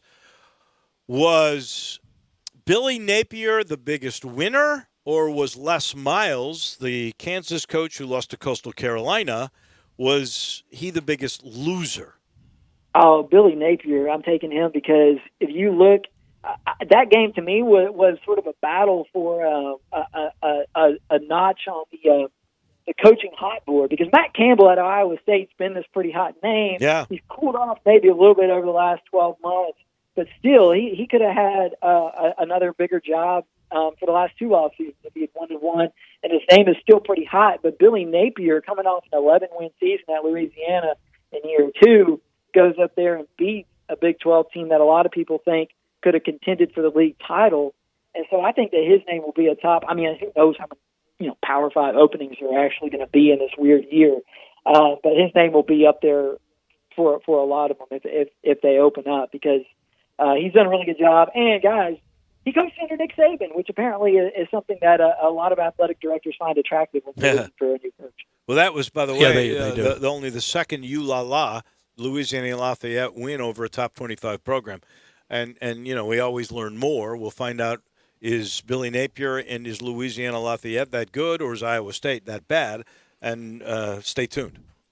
And, David, illustrative on Billy Napier, I think both Mississippi State and Ole Miss, and maybe even Arkansas, but for sure the 2 schools in Mississippi State and Ole Miss, I think if they had put together that right offer, they could have had Billy Napier last year, but they went with a little more proven head coaches and a little more press conference pizzazz, and we'll see if it works out for for the Pirate at Starkville and for the Lane Train in Oxford. But they both could have had Billy Napier, I think, if they had really made the big push. I think Ole Miss and Mississippi State did well with their hires. I do think that Billy Napier would have been a better hire at Missouri and Arkansas. I'm just not sold on Elijah Drinkwitz. I think his great one season as a head coach at Appalachian State was largely the product of him being a part of a really good self-sustaining program there. And so I'm just not sold on him. Sam Pittman, I mean, everybody loves Sam Pittman. He's coached the offensive line at literally half the schools in the SEC. Nobody has a bad word to say about him. He's just going to be in a really tough position at a late stage in his career to be beginning as a head coach for the first time. So I think Napier might have been a better hire there. Time will tell. I'm optimistic that Kiffin and Leach were the right moves for Ole Miss relative to Napier, but I think Napier was just, I mean, should have been right in the thick of those four hires that the league made. And, it could be that look at a school like South Carolina or Vanderbilt. I don't know that Napier would jump at Vandy, but if South Carolina were to open, maybe he could be a fit there. Maybe there's still a pathway for him to get into the SEC, which, given his experience at Alabama, geographically and just sort of knowing the league, it would make sense. I think Billy Napier is on a path that is more like Mike Norvell's. I do agree with Brett that Ole Miss or State probably could have had him with the right offer. I don't know if he would have considered Arkansas. Very selective. That is a tough program to turn around at this very moment. I don't know about his relationship at all with Missouri, but I can flat out say the way he's going, he's got a chance to go to a Power 5 where you can win a national title. And I know that was the path that Mike Norvell was seeking, and he got it. And we know you can win a national title at Florida State. And I sort of think that's where Napier is headed. The way, look, all he's done is he's won. I think Drinkwater, by the way, is pretty good. We'll see. I mean, I'm just sorry. I got distracted with brought up Mike Norvell at Florida State. I don't know how people feel around here if they even care about the way that went for him on Saturday, but that was rough. That was brutal. And to add insult to injury there, I mean, the Georgia Tech quarterback, Sims, was a guy that was committed to Florida State. He looked pretty dang good. He looked better than Florida State's quarterback. And so I feel bad. I don't know if I feel bad for him, but it was just a hard debut to watch for Mike Norvell, and a lesson, I think, that we already knew. And Mike Norvell was patient. He waited for the right opportunity, but just a reminder that the grass is not always greener on the other side, and you get that big pay increase, but there's a lot of more responsibility and pressure to come with it, and I guarantee you Mike Norvell is feeling that already. He probably is a touch. It was not a great debut, but let me remind you, the guy that turned everything around at Memphis, Justin Fuente, lost to UT Martin in his first game. You can't judge a coach in his first season by his first game. I got the feeling Norvell will turn things around there, but I also think we have to have our eyes wide open. This was not Bobby Bowden's Florida State. This is a Florida State that was in total disarray. Well, this I is Willie Taggart's you. Florida State. Yeah, and I don't think you should judge a coach by his first game either. But they kind of did that for Taggart. I mean, and I know. Look, I mean, Taggart didn't sign a quarterback. The whole time he was there, he wasn't there very long. But like, he went over on signing quarterbacks, and so what that has created, and the situation that Mike Norvell is inheriting is at Memphis, he was able to go and get Riley Ferguson and handpick him from the community college ranks before he ever coached the game. And so he had that relationship intact. That was his guy from day one at Memphis, if I'm not mistaken. And then he had a pre-existing relationship with Brady White from Arizona State. And so both of Mike Norvell's quarterbacks were quarterbacks that he handpicked, that he was able to work with for a period of time, leading into their debuts. I mean, not the case at all with James Blackman and Mike Norvell. And so I just think that the quarterback is going to be so important for Norvell. I mean, it was the key to his success here at Memphis by having Ferguson and White and a ton of other playmakers around those guys, obviously. But until he gets that figured out, I think it's going to be really, really rough for Florida State because I mean, that offensive line was terrible last year. They've already got injury issues for game one. And it's just going to be tough for him. I mean, I just hope that fan base is ready to be a little bit more patient than they were in Willie Taggart. And then the financial aspect of it, too, I think will require that, because I don't think that even a school like FSU can go 2 and done with 2 coaches in a row during these financial times. So I think he'll get the time to work it out. And maybe if nothing else, starting off poorly will deflate the expectations a little bit, and maybe we'll look up in a couple of months and he'll have this team playing a lot better. The other salt in the wound on that is the quarterback at Georgia Tech that beat him was one that decommitted from Florida State after he got the job. That hurt. Yeah. David Cobb, as always, we love chatting with you on Mondays. Can't wait to talk with you again next week. All right, guys. Thanks. Thank you. That is David Cobb, CBS Sports. Our title sponsor for this hour of the program is Homer Skelton Hyundai in Olive Branch, and, of course, Genesis of Olive Branch. And the 2021 models have already started to arrive. They've been there for really about a month and a half they've been coming. Every one of those new Genesis, like my G70 or the Hyundais, that could be a Veloster, it could be a Tucson, it could be a Santa Fe. Every one of those cars gets a limited lifetime powertrain warranty, and every one now gets a 3-year, 36,000-mile maintenance package. Every new car, they will take care of you. This is why, in my sense, they have set the bar for the way car business should be done.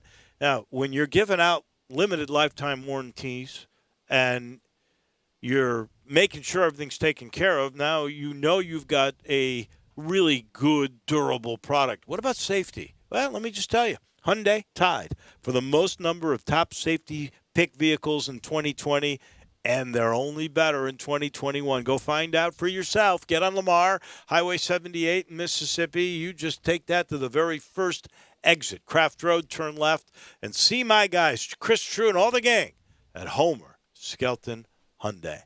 Back in a minute, we will head to Los Angeles to talk to our friend Chuck Melkent, analyst of the Slams. He'll go over this wild and really entertaining U.S. Open from New York.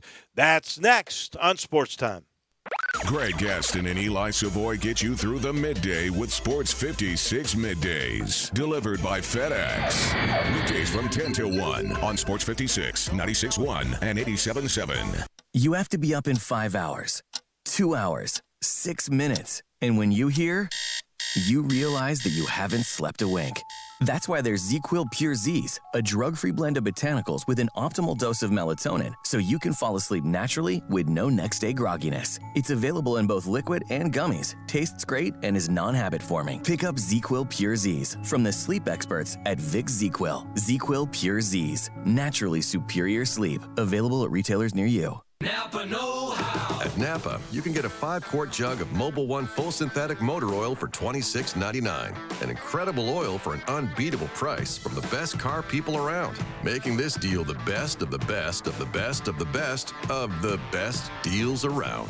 That's Mobil 1, only $26.99. Quality parts, helpful people. That's Napa know-how. Napa know-how. General States pricing. Sales prices not include applicable state, local taxes, or recycling fees. Offer ends 9/30/20. Hi, this is Troy 5 owner of 5 Reef Services. You've heard me talk about how we offer the best products, the best warranties, and the best services for years. Now let's talk about pricing. Pricing should never be the only reason you hire a contractor, but in today's world, pricing is always a consideration. So we suggest you get 2 or 3 estimates for your roof replacement from a reputable, licensed, and insured company, and then give us a call. If we can't beat your best price for a comparable roof system by more than $100, we'll give you $100. It's that simple. We are so sure we can offer you the best price, beating all other qualified companies, we will hand you $100 if we can't. And thank you for the opportunity. So give us a call. What's the worst thing that's going to happen? Make $100? 5 Roof Services, a proud supporter of Tiger Athletics and the official roofer of the Tigers home team. 5 Roof Services, fair, honest, and ethical. 367-0050 or memphisroofer.com. 5 Roofing is what we do. We're here for you.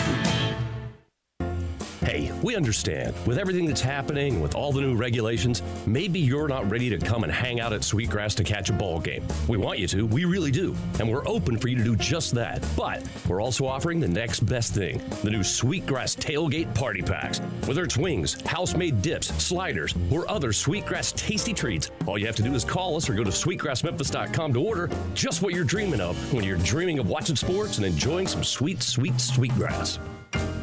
Hey folks, it's Dominic Hoon, General Manager here at Sunrise on the Pike. I want to invite you to Sunrise Super Summer Sale going on right now. Deals are so hot, catch them before they're gone. Thinking about a new or used car or truck and not sure where to go to get the most for your money? Come to Sunrise on the Pike. More than 500 Buicks and GMCs to choose from. The majority price at employee pricing. Bad credit, bankruptcy, slow pay, that is okay. Here at Sunrise, we specialize in secondary financing, cars below $10,000. If you got a job, you're approved at Sunrise, the home of the guaranteed credit approval. See us online at sunriseonthepike.com or in person at 1800 Coving Pike. Listen Sundays at 11 a.m. to join Idlewild Presbyterian Church for worship. Idlewild is a PCUSA church located in Midtown Memphis.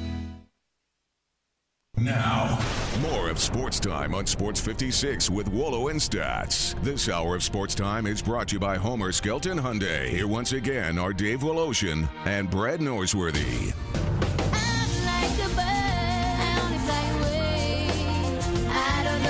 We are cruising through our Monday, so very busy. We're going to talk tennis here in a minute, but I did want to mention to Brett Norsworthy, Cleveland, you were not high in Cleveland, correct? Not like you were the Detroit Lions. No, I was not high on the Cleveland Browns. No. I just want you to know that the Cleveland Browns are now doomed. I don't even know if they'll be 500. See what they did? I have not. They have booted their kicker, Siebert, and guess who they have signed? Oh, I did see Cody your guy. Parkey. They're doomed. Oh, man. Cody Parkey. Oh, the poor kicker for the poor kicker for the Bengals had knocked home two pretty way out kicks yesterday, and then I guess shredded everything. Man, I was at the. Was it the Rams kicker yesterday? Kept kicking low. He missed an extra point where he hit it low off the crossbar or the upright, and then everyone was really low. And they were Chris Collins was the Lions kicker. He hit the crossbar, the uprights a couple of times. Well, he missed a 55-yarder. I know that, and that played into those mighty Chicago Bears' hands. That is for certain. In the meantime, but both teams in L.A. 1-0, Rams and Chargers. Yeah. I know. Cowboys. Was that, by the way, was that pass interference? Probably not, but it was close. Don't go for it on fourth down and kick the tying field goal, and you don't have to be throwing deep. I agree. I totally agree with that. Let's talk a little tennis for just a little bit. We have the winners and losers of college and pro football coming your way. And also the overreactions of the weekend. We look forward to that. It is something new that we will start doing at 4:45 on Mondays. In the meantime, our analyst of the slams, who, by the way, Chuck Milligan, he's the head tennis professional at LA Country Club. He also happens to be one of the great guys. Now, I have not ever really known him to be dynamic when he's making predictions, but on Monday, he said, and in this word, my man, Dominic Thiem was going to win after Djokovic was ejected, that Dominic Thiem was going to win the U.S. Open. Chuck, you were never more right in your entire life. Congratulations. Well, thanks. And I picked Osaka, too, now. Come show me some love now. Whoa, Nelly. I don't remember you saying Osaka for sure. Do you do? Okay. Last Monday with us on Labor Day. Over Serena and over. I said Serena would lose. And so. Azarenka, man, I Great honestly, comeback. I was trying to pull for her. I really liked her. I thought she showed such maturity and humility, even when she beat Serena Williams. She talked about how this, she was a mom. She hadn't won in a long time, how she let her ego get her when she was young. And I love the fact that she got all the way back to this after she hadn't won in like 2 or 3 years. Comes back to that stage, but Osaka was too much. Yeah, it was great. The single mom just kind of put it on, beat the other mom, Serena, semifinals, 3 sets, and then comes in and plays a great final. Played an amazing first set, 1-6-1. She was on fire, let Osaka back into that match, and Naomi took that match in 3 sets. But it was just great to see her back on the courts again and in the finals of a major. So it's going to be interesting to see her. She's going to go off probably to Rome and then to the French Open. Let's see if we can get her back into the top 5, top 10, hopefully. And, it was just so pleasant to see her play. And she played well, I thought, that tournament. Who had the better comeback, the men's winner or the women's winner? Dominique Thiem coming down from 2 sets to love and to win that thing in a 5-set breaker, which has never been done in the U.S. Open history, to win a U.S. Open in the 5th-set breaker. I thought that was a big major comeback. He did not play well those first 2 sets. He looked like he was nervous, very tight, just wasn't really playing his game. And Zverev just looked like he was just kind of going to take him in 3, and then he turned it around. So I think that comeback was kind of a major. But I think that comeback as far as a player was Azarenka definitely has that for the comeback player of the tournament. For the match, I think it was Dominique Thiem. Was Thiem uptight? Does he let his nerves get the best of him? Because remember, this is the 4th major championship match he's been in, and he's never been able to pull off the trick until yesterday. Yeah, he was 3 finalists, 2 French, 1 U.S. Open. He was kind of had the Murray thing going on where Murray can never win, and he kind of felt like it. Yeah, he just seemed like when he went into the match after the first 1 or 2 games, he just seemed tight and nervous. I think he was just thinking, hey, this is my chance. And he just tightened up. It just looked like he wasn't there. And then, boy, you have to give him credit how he turned it around. And then he had cramps in that tiebreaker. That was just amazing to pull that out. I thought it was just a great match. I don't think it was a great match the first 2 sets, but I think those last 3 sets were really, really epic. And it won't go down like a big epic match like, Rafa and Federer, but I think it was a really solid final for all the conditions. And to see those 2 guys, do the handshake and hug each other at the end, I thought it was so cool. And Zverev's speech at the end where he broke down and cried about his parents not being able to come to trial. I just thought it was just such a great emotional match. Like the rest of sports, we're making up for lost time. A week from today, the French Open will begin. It ends on Sunday, October 11th.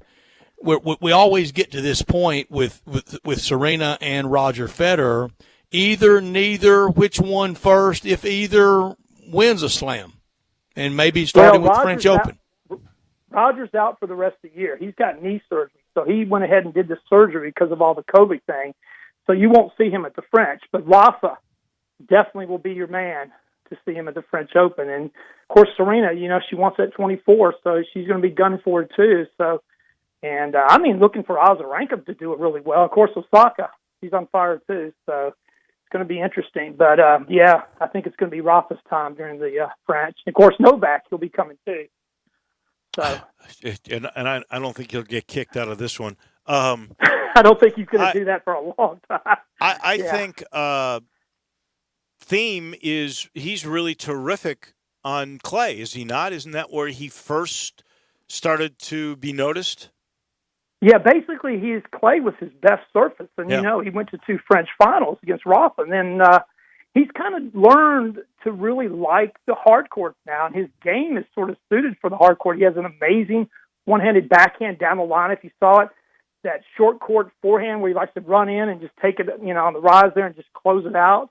He's becoming a better hard court player than I think is Clay, but you got to think him too. He's not playing Rome. I believe he's going to take off. So is Medvedev and so is Zverev. They're going to take that tournament off, but then they'll definitely be there at the French. But Chuck, Clay's his surface, but he's becoming an all court player now.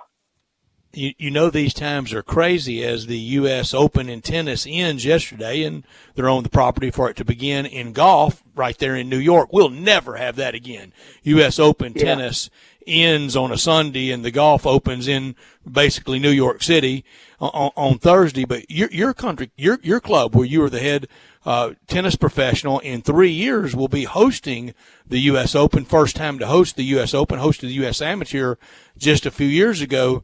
So you'll know that impact and that pressure when it hits your grounds. That's right. 2023 U.S. Open's coming. We had the Walker Cup a few years back, and now they actually just completed the course and redid all the renovations for the Open to get it kind of tweaked. And the greens were so slow they had to close it down. So they're going to have to kind of tweak those greens before the members can come out and play on it. But, yeah, it's going to be amazing. Los Angeles, U.S. Open in Beverly Hills. It's going to be kind of wild with the traffic and the parking, but it's going to be exciting for Los Angeles. It'll be a lot of fun to watch. I want to get back to the question that Brett was sort of hitting on here, and that is Serena Williams. And this, she's close to 40 now, and she looks 38, like, going to be 39. Yep, correct. She looks like she tires at the end of these huge, big pressure-filled matches. And, heck, she got taken to 3 sets by just about everybody in this particular thing. She does not look like the invincible Serena Williams. Do you think she will get Margaret Court or tie Margaret Court at 24? She's been stuck on 23. She's played in, 3 finals and a couple of semifinals since then and not been able to break through? Yeah, like I say, her last 4 matches were 3-setters there, Dave. You're right. She's just kind of struggling a little bit. She just can't really close these players out. I kind of feel like she's not going to get that slam. I just think these other players, look at Azarenka making the comeback, coming back. Osaka playing extremely well. Jennifer Brady, I always get her name wrong there, but she's playing so well. I just think Serena's going to have a hard time capturing that next slam. What about Federer? Will he come back, and he's at 20? Will he get 21? That's another one. It's kind of interesting, but he's taken off, so he won't be back until the Australian Open in 2021. So he actually, he's really good about planning his schedules. He knew that this was kind of upsetting with the tournament, and up and down about who's playing, being the COVID thing. But I have a feeling he's not going to get it either. So what about? And then you got Rafa well, at 19. Yeah, what about going him? into the French? He could tie him right there. See. So that's going to be. And Joker would have gotten this one most likely, and that would have been 17 or 18 for him. He would get 18, yeah. So he's just right around the corner. And he's the younger of the big 3. Do you think he ends up being the all-time winningest? Yeah, everybody, all the analysts I hear and listen to, and writers and all that, think he will end up being the greatest. He will be the GOAT. He's 33 years old. Rafa's 34. Fed's 39.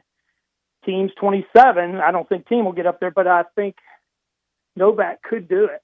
He could pass him up. So, and everybody kind of, I remember listening to Pat Cash, and he was saying, I think Novak will end up being the greatest player of all time. If he doesn't get hurt, get thrown out of tournaments. Right. But, yeah. So, well, he hurt himself here. He's an amazing player. Yeah. He absolutely, and his legacy, I think, was tarnished a little bit as well. Chuck, as always, we appreciate it. We will talk to you a week before and week after the French Open.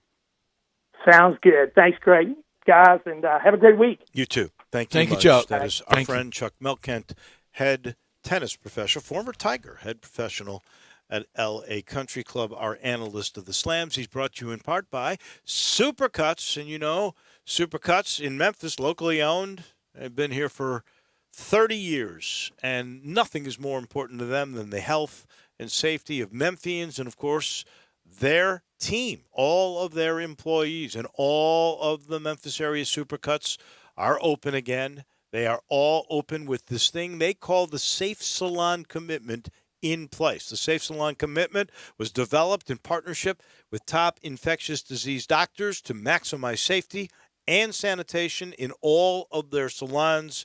So when you're ready for a haircut, and everybody just about is these days, they're ready, and they are seeing people, and they've been doing it now for several weeks. Learn more about the Safe Salon Commitment and get ready for your next visit by heading on over to Supercuts.com. We take the break. When we come back, this will be fun. What were the winners and the overreactions from this weekend in college football and the NFL. That comes your way next on Sports Time. Broadcasting from the Family Leisure Studio, we are Sports 56, 96.1, and 87.7. Frontier Western Store is open and ready to serve you for all your needs in boots, apparel, pet food, and more. Frontier is proud to be a local leader here in the Mid-South when it comes to boots. Stop by the store today for an incredible selection of name brand work and dress boots. Come browse aisles and aisles of top quality boots at everyday low prices in our world famous boot showroom. Dan Post, Rocky, Durango, Twisted X, Georgia, Ariat, and many more. There are so many styles, colors, and fits available, you might need a hand picking out your favorites. Luckily, Frontier's knowledgeable sales staff will cheerfully assist you with any questions you have and ensure the proper fit of your new boots. Frontier also has an amazing selection of jeans and shirts by Wrangler, Ariat, and Carhartt, as well as a fully stocked women's boutique department with thousands of tops and dresses at unbelievable prices. New arrivals often. Frontier Western Store, 5880 Gilman Road in Olive Branch, and on the web at frontierwesternstore.com. Family owned and operated since 1967. Hey, what do you want to da-da-da? I don't know. What do y'all think we should da-da-da? Well, what did we da yesterday? Yesterday. All the dolls feel like the same doll these days. I know. Like, is today Monday or Tuesday? Today is Thursday. Oh, no, I forgot to call my mom on her birthday. Oh, no. No. These days, nothing is normal and everything is weird. But you could still save big when you switch to Progressive. That won't change. Not today or any day. Quote today at Progressive.com. Progressive Casualty Insurance Company and Affiliates. Upgrade your commute at Acura of Memphis. Seize the thrill and test drive one of our award-winning models, each packed with cutting-edge technology, luxurious amenities, and a driving experience that's sure to awaken your inner self. Driving shouldn't be a chore, it should be an adventure. Advance your drive today, shop our aggressive lease and finance options now. Luxury is waiting at Acura of Memphis, or shop online 24/7. Visit AcuraofMemphis.com. Brian Elder's Roofing Solutions. Chris Price here for Brian Elder Roofing. The storms we've had over the past several months have been devastating to our communities. The rainy season is ahead. You may have not even noticed the dripping in your attic, water stains throughout your home, or even worse, mold and mildew. Please call Brian Elder Roofing and we will send out our project managers to assess any damage. We will not try to sell you a roof if all you need is a repair. We will measure your roof from outer space. 0% for 60 months, even no payments till 2022 are available with approved credit. If you've noticed missing shingles, water stains, leaks in your roof, call us before you call your insurance company at 867-0303. That's 867-0303, and we will provide a free, thorough inspection of your roof's condition. Call 867-0303. Brian Elder's Roofing Solutions. Now, more of Sports Time on Sports 56 with Wolo and Stats. This hour of Sports Time is brought to you by Homer Skelton Hyundai. Here once again are Dave Ocean and Brett Norsworthy. Welcome back, and we start a new segment. This is the brainchild of my man, Brett Norsworthy, who should be, by the way, mentioned in this segment that we do. It's called Who Won the Weekend in the NFL and in college football. Brad, I'm going to let you start because I'm not sure if we're starting with the pros or the colleges. Well, I'll start with the college first, and we've talked about him a lot. And, Dave, you in our David Cobb segment nailed it about Billy Napier. I'm sorry to the places that might be offended by this, but he's not waiting for any SEC job or any Big 12 job or Big 10, but I think it'll be more of the Southern persuasion. He played for his dad. I think he played for his dad in high school football. Was a pretty darn good high school quarterback, son of a coach, wanted to coach, and been on this track for a while. I think he is destined for something big. What if it comes undone on Tom Herman? What if Lincoln Riley takes a pro job? What if Nick Saban leaves after this year, and if Jeremy Pruitt has another good year at Tennessee and he takes it, Billy Napier at Tennessee, or if Jeremy Pruitt stayed at Tennessee, I don't think it's out of the realm of possibility for him to vault that big. He's not just going to take on anything. It's the Norvell plan. My winner from the college football weekend, Billy Napier. I agree. I've got more, but I agree with your analysis. There are some guys you just know. Lincoln Riley was one of those guys. I think Mike Norvell was one of those guys. I think Justin Fuente was too. That where you knew this guy was just a heck of a football coach, a leader of men, and they're going to get to a place where you can win and win big. And Napier's one of those. I think it's the whole Sun Belt, 3-0 against the Big 12 this week, and think about this. So Louisiana Lafayette wins, Coastal Carolina wins, Arkansas State wins, and Appalachian State always wins. Now you have Louisiana Lafayette and App State all in the top 25. Those two in the top 25. When's the last time the Sun Belt had two in the top 25? I know part of that is because we don't have the Pac-12 and the Big Ten, but still, that conference got two in. Nobody would have seen that coming. I've got to find the note on Louisiana Lafayette. I mean, it's mind blowing what they accomplished. I hope I can find it, but they broke the longest stretch of not being in the AP poll in between the last time they were in the AP poll. Here it is from Chris Vanini, that often is on with Greg and Eli. He writes, the Raging Cajuns were last ranked November 1st. 1943, ending the longest drought in the country, 1,109 polls. Well, I know this. They'd only won one game against the top 25 in their history till this past Saturday. Drew, who won the college football weekend? I'm giving a winner to Lincoln Riley for hitting gold 4 straight quarterbacks in a row with Spencer Rattler with his first start at OU, 14-17, 290 yards and 4 touchdowns. I know it was against Missouri State, but, man, that boy looks good. And he's not going to be there for 1 year. He's going to be there for 3. That's a pretty good deal in its own right. All right. Great take, Drew. And not only do they win big, they go to New York. 2 of them won it. Baker Mayfield, then Kyler Murray, and then last year Jalen Hurts was at the ceremony. Right, absolutely. And he was the 1-year rental. This guy's going to be there 3 years. Okay, NFL. Who won the weekend? You want me to start? I'll be happy to. Gardner Minshew at Jacksonville. You realize the Jags were the biggest home dog of the whole weekend? They got behind. It got behind, and they beat Phillip Rivers, and they beat Indy, and he threw 3 touchdown passes. And you know what? Gardner Minshew's a smart guy, because if he keeps winning, they can't get Trevor Lawrence. He's saving his own job. Job security. Maybe the Lions are already tanking for Trevor with how they played. My NFL, who won the weekend? It's Cam Newton. Now, I think that offense will get figured out by NFL teams. I don't mean this ugly, but look, that was a YMCA offense they were running yesterday. Now, you can't run the quarterback as much as they did and hope that he stays healthy, and that's been a problem with him his whole career, is staying healthy. Drew? I'm going to be a little bit of a homer on this one for my winner from the weekend. I got to give it to Baltimore Ravens, and more importantly, the front office. You know, I was kind of worried of, even though Ozzie Newsome was still going to be there advising, what were they going to be able to strike gold in the draft like they have every year with Ozzie? And they did. The first 2 draft picks made their NFL debuts yesterday, and J.K. Dobbins had 2 touchdowns, and Patrick Queen was your leading tackler, 4 solo tackles. He had a sack and a forced fumble. We keep hitting gold. That's all I'm saying. You do. That front office in Baltimore. It is. I hate to say it. But in Ozzie, we trust still, and he's not even there anymore. I agree. I totally agree with that. All right, overreactions. Drew, all right, here's my college over. All right, Drew, go ahead. Let Drew go first.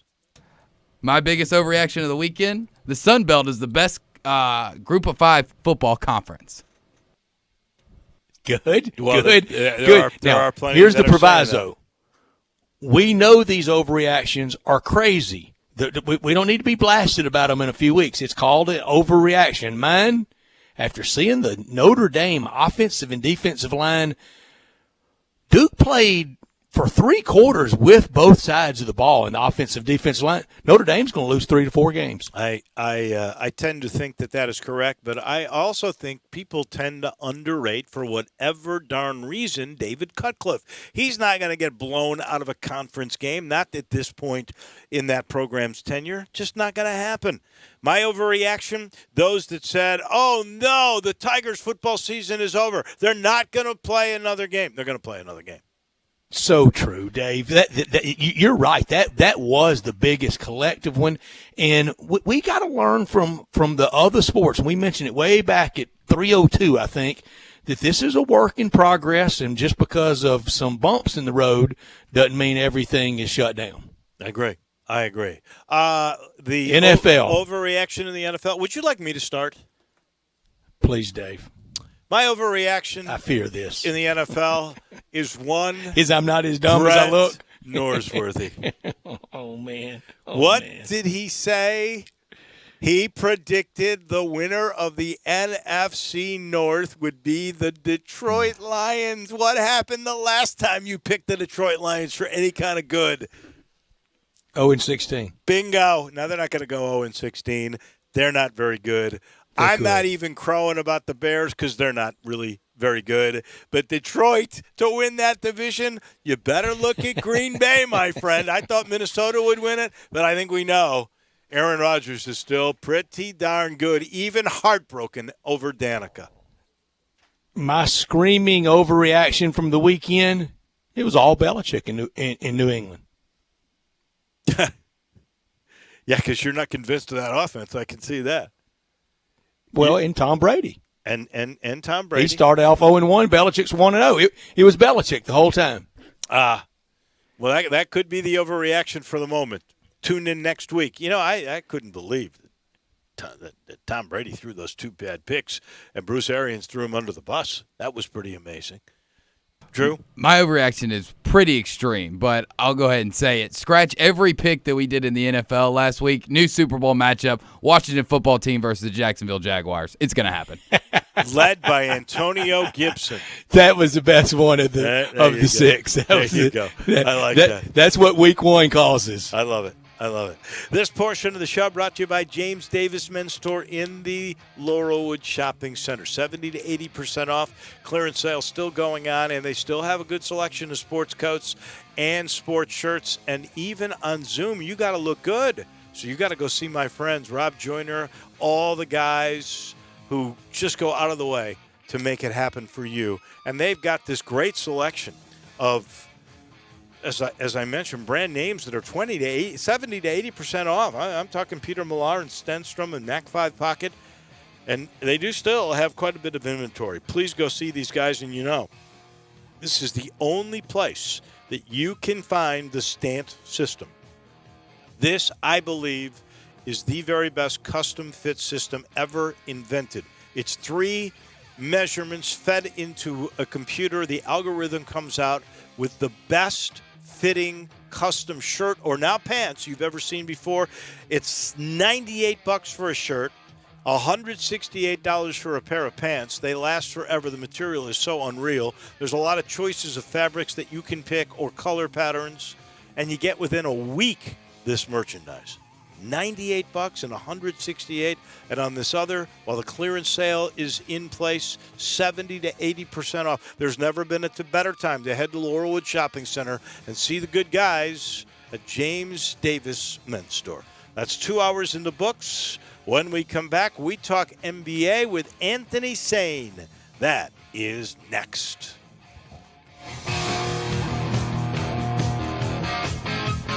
I'm here with the great Pat Donahue from the Rendezvous Restaurant Shipping Department. Thanks, Brett. We've been shipping our ribs all over the country now for decades from our USDA-inspected shipping kitchen in the Pinch District. We hand-cook our ribs in pits that Mr. Charlie built over charcoal, just like they do at the restaurant. So what comes in a rib box? We could do pork shoulder, we could do ribs, our sauce, seasoning, baked beans, coleslaw. We'll even throw in Pancho's cheese dip with our nacho boxes. We also put a bag of Rendezvous seasoned popcorn, heating instructions, some chef hats, some wet naps, and some other helpful tips from our kitchen. We ship our ribs overnight. exclusively FedEx. When we put them in nice packaging, we don't ever want to use styrofoam, so we use corrugated cardboard, actually 2 boxes that fit nice together, so the ribs get to you, your loved ones, or your clients in a safe, wholesome manner. Rendezvous ribs are perfect for out-of-town clients, customers, loved ones. We also ship ribs for any occasion. Where do we order these great ribs? You can go to www.hogsfly.com or give us a call at 1-888-464-7359. Charlie Burgos' Rendezvous Restaurant in the alley since 1948. Hello? Hello, Mrs. Kuntz. It's the back left tire of your RV calling. Wanted to give you a heads up that I'm going to blow out on the highway later today. Wait, what? Says here I'm going to burst in the middle of rush hour. Well, can we reschedule? Sorry, our policy states that once we're scheduled to burst, we have to. We really pride ourselves on our commitment to blowouts. RV owners can't schedule when things go wrong on the road. That's why there's Progressive, a leader in RV insurance. You want a text confirmation when I burst? Think I'll notice. Progressive Casualty Insurance Company and Affiliates. Did you know that right now, Geico is offering an extra 15% credit on car, motorcycle, and RV policies? That's 15% on top of the money Geico could already save you. So what are you waiting for? Your dog to make you breakfast in bed with Belgian waffles and fresh fruit compote? As nice as that sounds, that's probably never going to happen. But at least there's never been a better time to switch to Geico. Save an extra 15% when you switch to Geico by October 7th. Visit geico.com to learn more.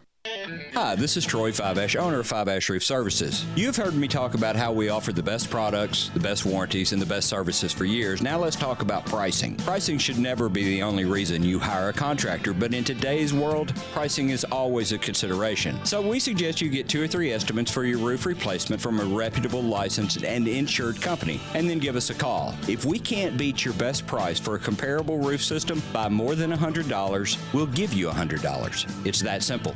We are so sure we can offer you the best price, beating all other qualified companies, we will hand you $100 if we can't. And thank you for the opportunity. So give us a call. What's the worst thing that's going to happen? Make $100? Five-Ash Roof Services, a proud supporter of Tiger Athletics and the official roofer of the Tigers home team. Five-Ash Roof Services, fair, honest, and ethical. 367-0050 or memphisroofer.com. Five-Ash Roofing, it's what we do. We're here for you. We are Sports 56 WHBQ Memphis, WIVG-FM Tunica Memphis, and WPG-FLP Memphis, Flynn Broadcasting Stations. Welcome back to Sports Time on Sports 56 with Wallo and Stats. This hour of Sports Time is brought to you by DeSoto Auto Sales. Here once again are Dave Woloshin and Brett Norsworthy. Final hour on this busy Monday. We started with Anthony Sane after I tell you about DeSoto Auto Sales, the title sponsor of this hour. They're at 5704 Goodman Road, 662-890-7184. Come on down to DeSoto County for that town and country experience at DeSoto Auto Sales. Visit their website, DeSotoAutoSales.com, and look at all the very pleased referrals and all the beautiful cars. Check out those referrals. That's from people that know the best. Those testimonials are always the best. All the cars test-driven, checked out bumper to bumper, unlimited inventory at DeSoto Auto Sales. If it's not on the lot, they'll go out and find it for you. No shortcuts taken at DeSoto Auto Sales, where you're treated like family by kind, courteous employees with that laid-back, down-home, pressure-free, no pressure at all environment at DeSoto Auto Sales, where they care about your time and want you to enjoy the ultimate car experience. You walk in within 45 minutes, test drive your car, credit approved, paperwork completed, and you're out of there in time to do it over your lunch hour or like right now, immediately after work. They know we're living in a world today that time matters, and that's why they keep it that simple. At DeSoto Auto Sales at 5704 Goodman Road, 662-890-7184. Come on down to DeSoto County for that town and country experience at DeSoto Auto Sales. Is it my imagination, or is this the first time in like months where we don't have an NBA game?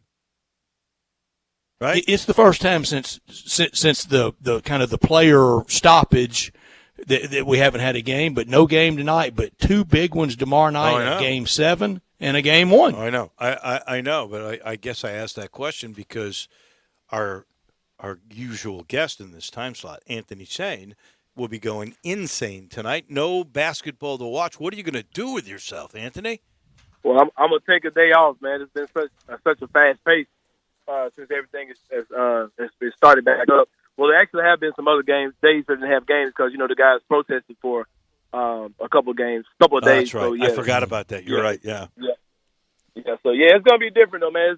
It's been games every night, at least 1 or 2 games every night. But tonight's gonna be different before we gear up for the big games coming up on tomorrow. I asked this question. And some big ones. Yeah. Oh, yeah. I asked this question before. If you were Indy, if you were Philly, the rumored places for Mike D'Antonio, to end up after he told Houston, I'm not coming back, and it looked like I think they wanted him to come back.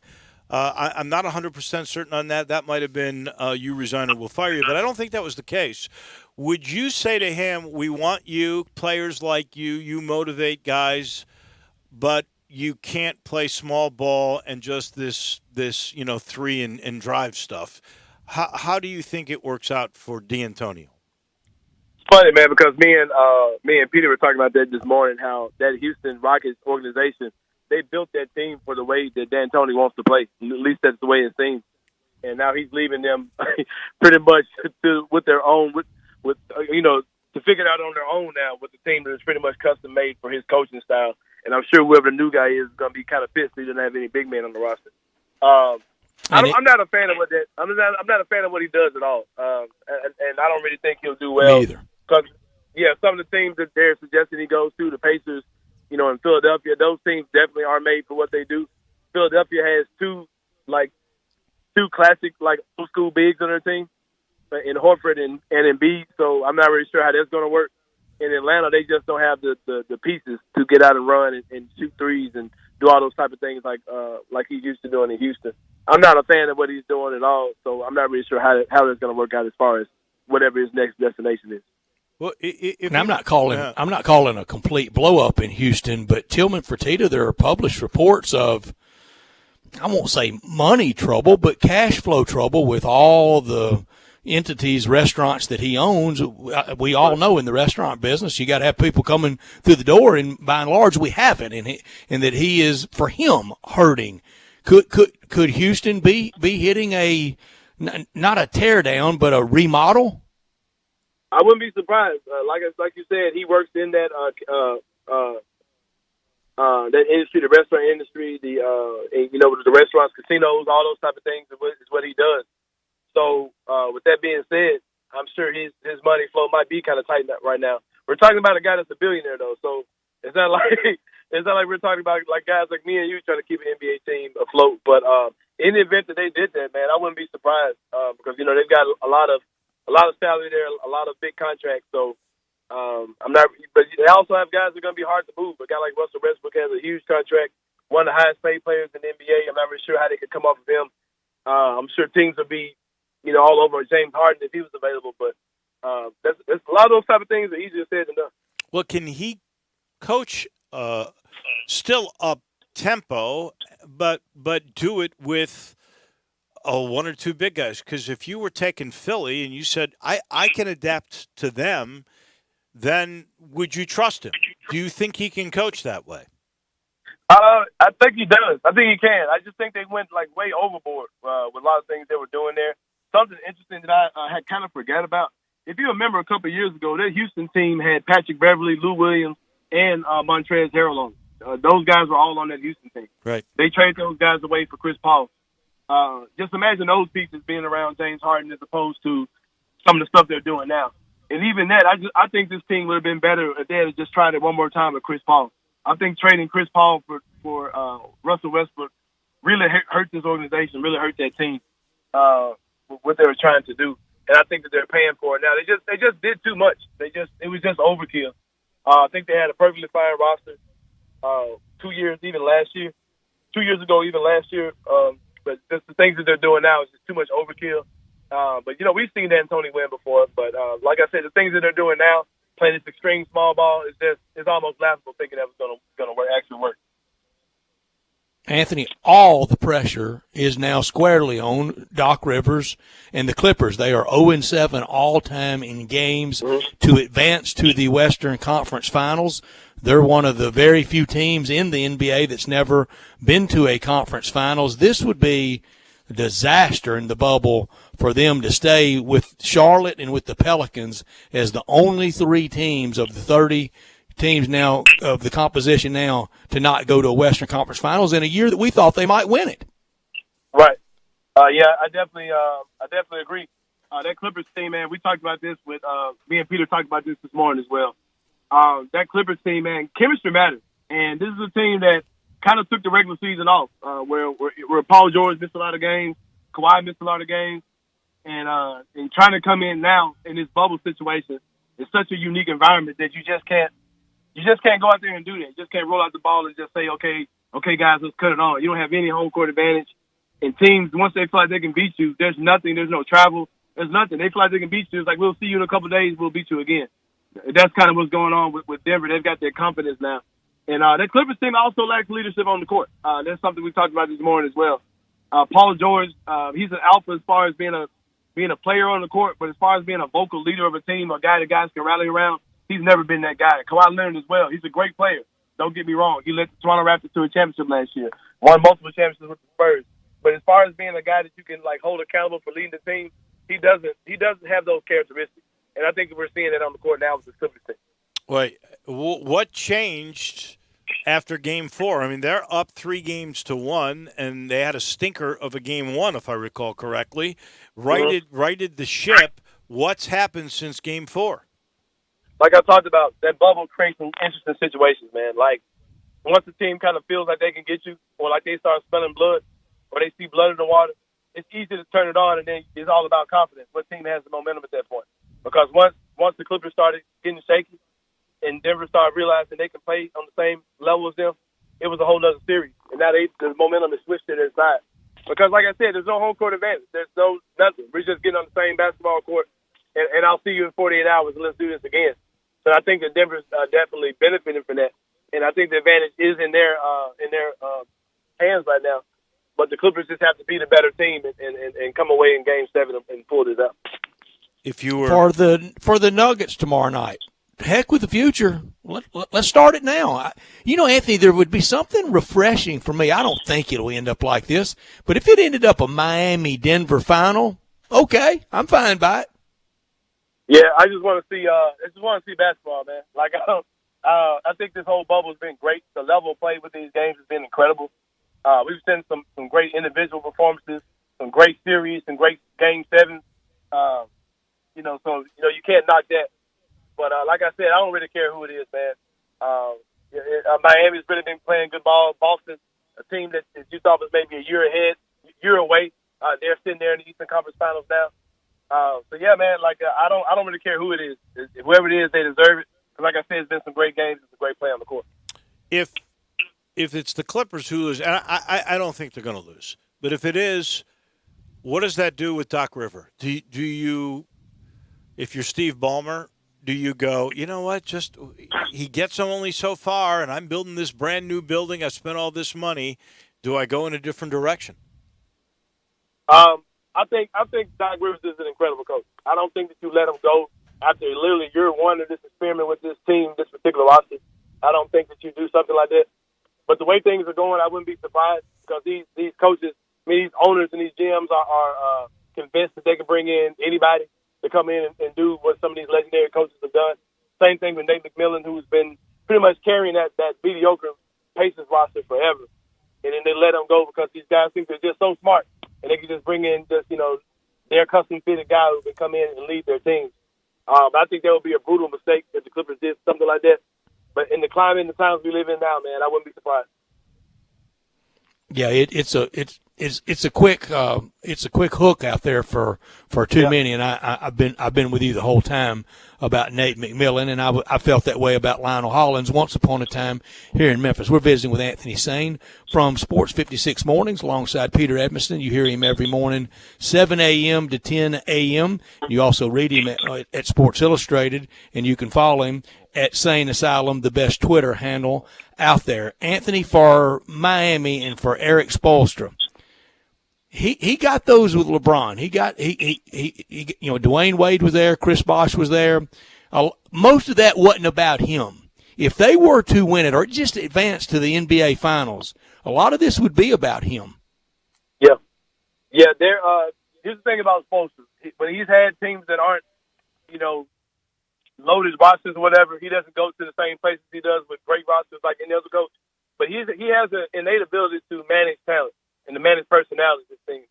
Because kind of like Phil Jackson, people say, well, Phil Jackson only won with stars.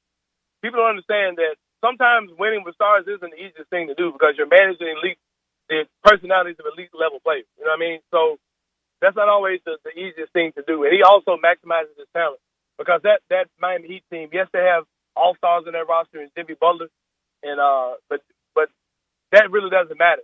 They're not you're not talking about a bunch of top-tier guys. This isn't LeBron, Wade, and Chris Bosh out there. This is Bam Adebayo and Jimmy Butler for the most part, as far as your stars are concerned. And Bam Adebayo, he's a great player, but it's questionable if whether he would be a star in the West or not. You know what I mean? So he's still doing a lot with what he has. He's putting up game plans that are maximizing guys. In that organization, guys like Duncan Robinson, who was an undrafted player, Tyler Hero, who of course was a high draft pick, but he wasn't like a top 4, top 5 guy, but he's playing like a top 4, top 5 rookie. Just identifying those players is something that the Miami Heat do, and Coach Spoelstra definitely has to be given credit for the way that he manages the personalities and his game plans on the court. Well, he has 2 rookies. Nunn, finished second or third? Second. Yeah, he finished second. Yeah, in the rookie. So he develops guys, and I think you're on the money with that one. So the Grizzlies over the weekend have hired 2 new coaches. One is Sonia Rahman. She replaces the other female coach, Neil Ivey, who went to Notre Dame. And this is a smart lady. Obviously, I think she's a lawyer who was coaching at MIT. That's pretty brilliant right there. And then they hire Darko Rajakovic. What kind of a guy is he like? What do you think of these 2 hires? I think they're pretty smart hires for the Grizzlies. We talked about this on the show this morning as well. Something about the Grizzlies. They definitely have a game plan. They definitely have guys that they want, and ladies now, that they want to fit into a certain coaching style, certain characteristics they're looking for. And Coach, let me get these names right. We got 2 interesting names came over the weekend. And Coach Rahman, very intelligent coach, longtime coach at MIT. She's going to come in serving the same role that Coach Ivey had, who left, of course. I think she has a law degree, maybe something like that. So she's a very intelligent lady, kind of fit into the mold a lot of the Grizzlies hires have been since the new regime has came in. And also with Coach Rajakovic, he's a highly heralded guy. I've heard a lot of good things about him. That he's great as far as player development is concerned. He was a part of that Sun staff and also spent time with the Oklahoma City Thunder staff. And the thing about that is when you get a guy who is an assistant coach at another team, and he leads, especially a team that's got young players and a team that's on the rise like the Suns, and he leaves and he comes to your organization, it just speaks a lot about your organization and the young players that you have. And I'm sure he's salivating looking at guys like Ja Morant and Jaren Jackson Jr. and Brandon Clark. He just can't wait to get his hands on those guys and help take their games to the next level. Anthony, you're right. Just to have a plan, and Peter correctly identified that a while ago, and it wasn't Monday morning quarterbacking and second guessing. It was during the heat of battle and first guessing of have a plan instead of just kind of running around clueless like too often this franchise has.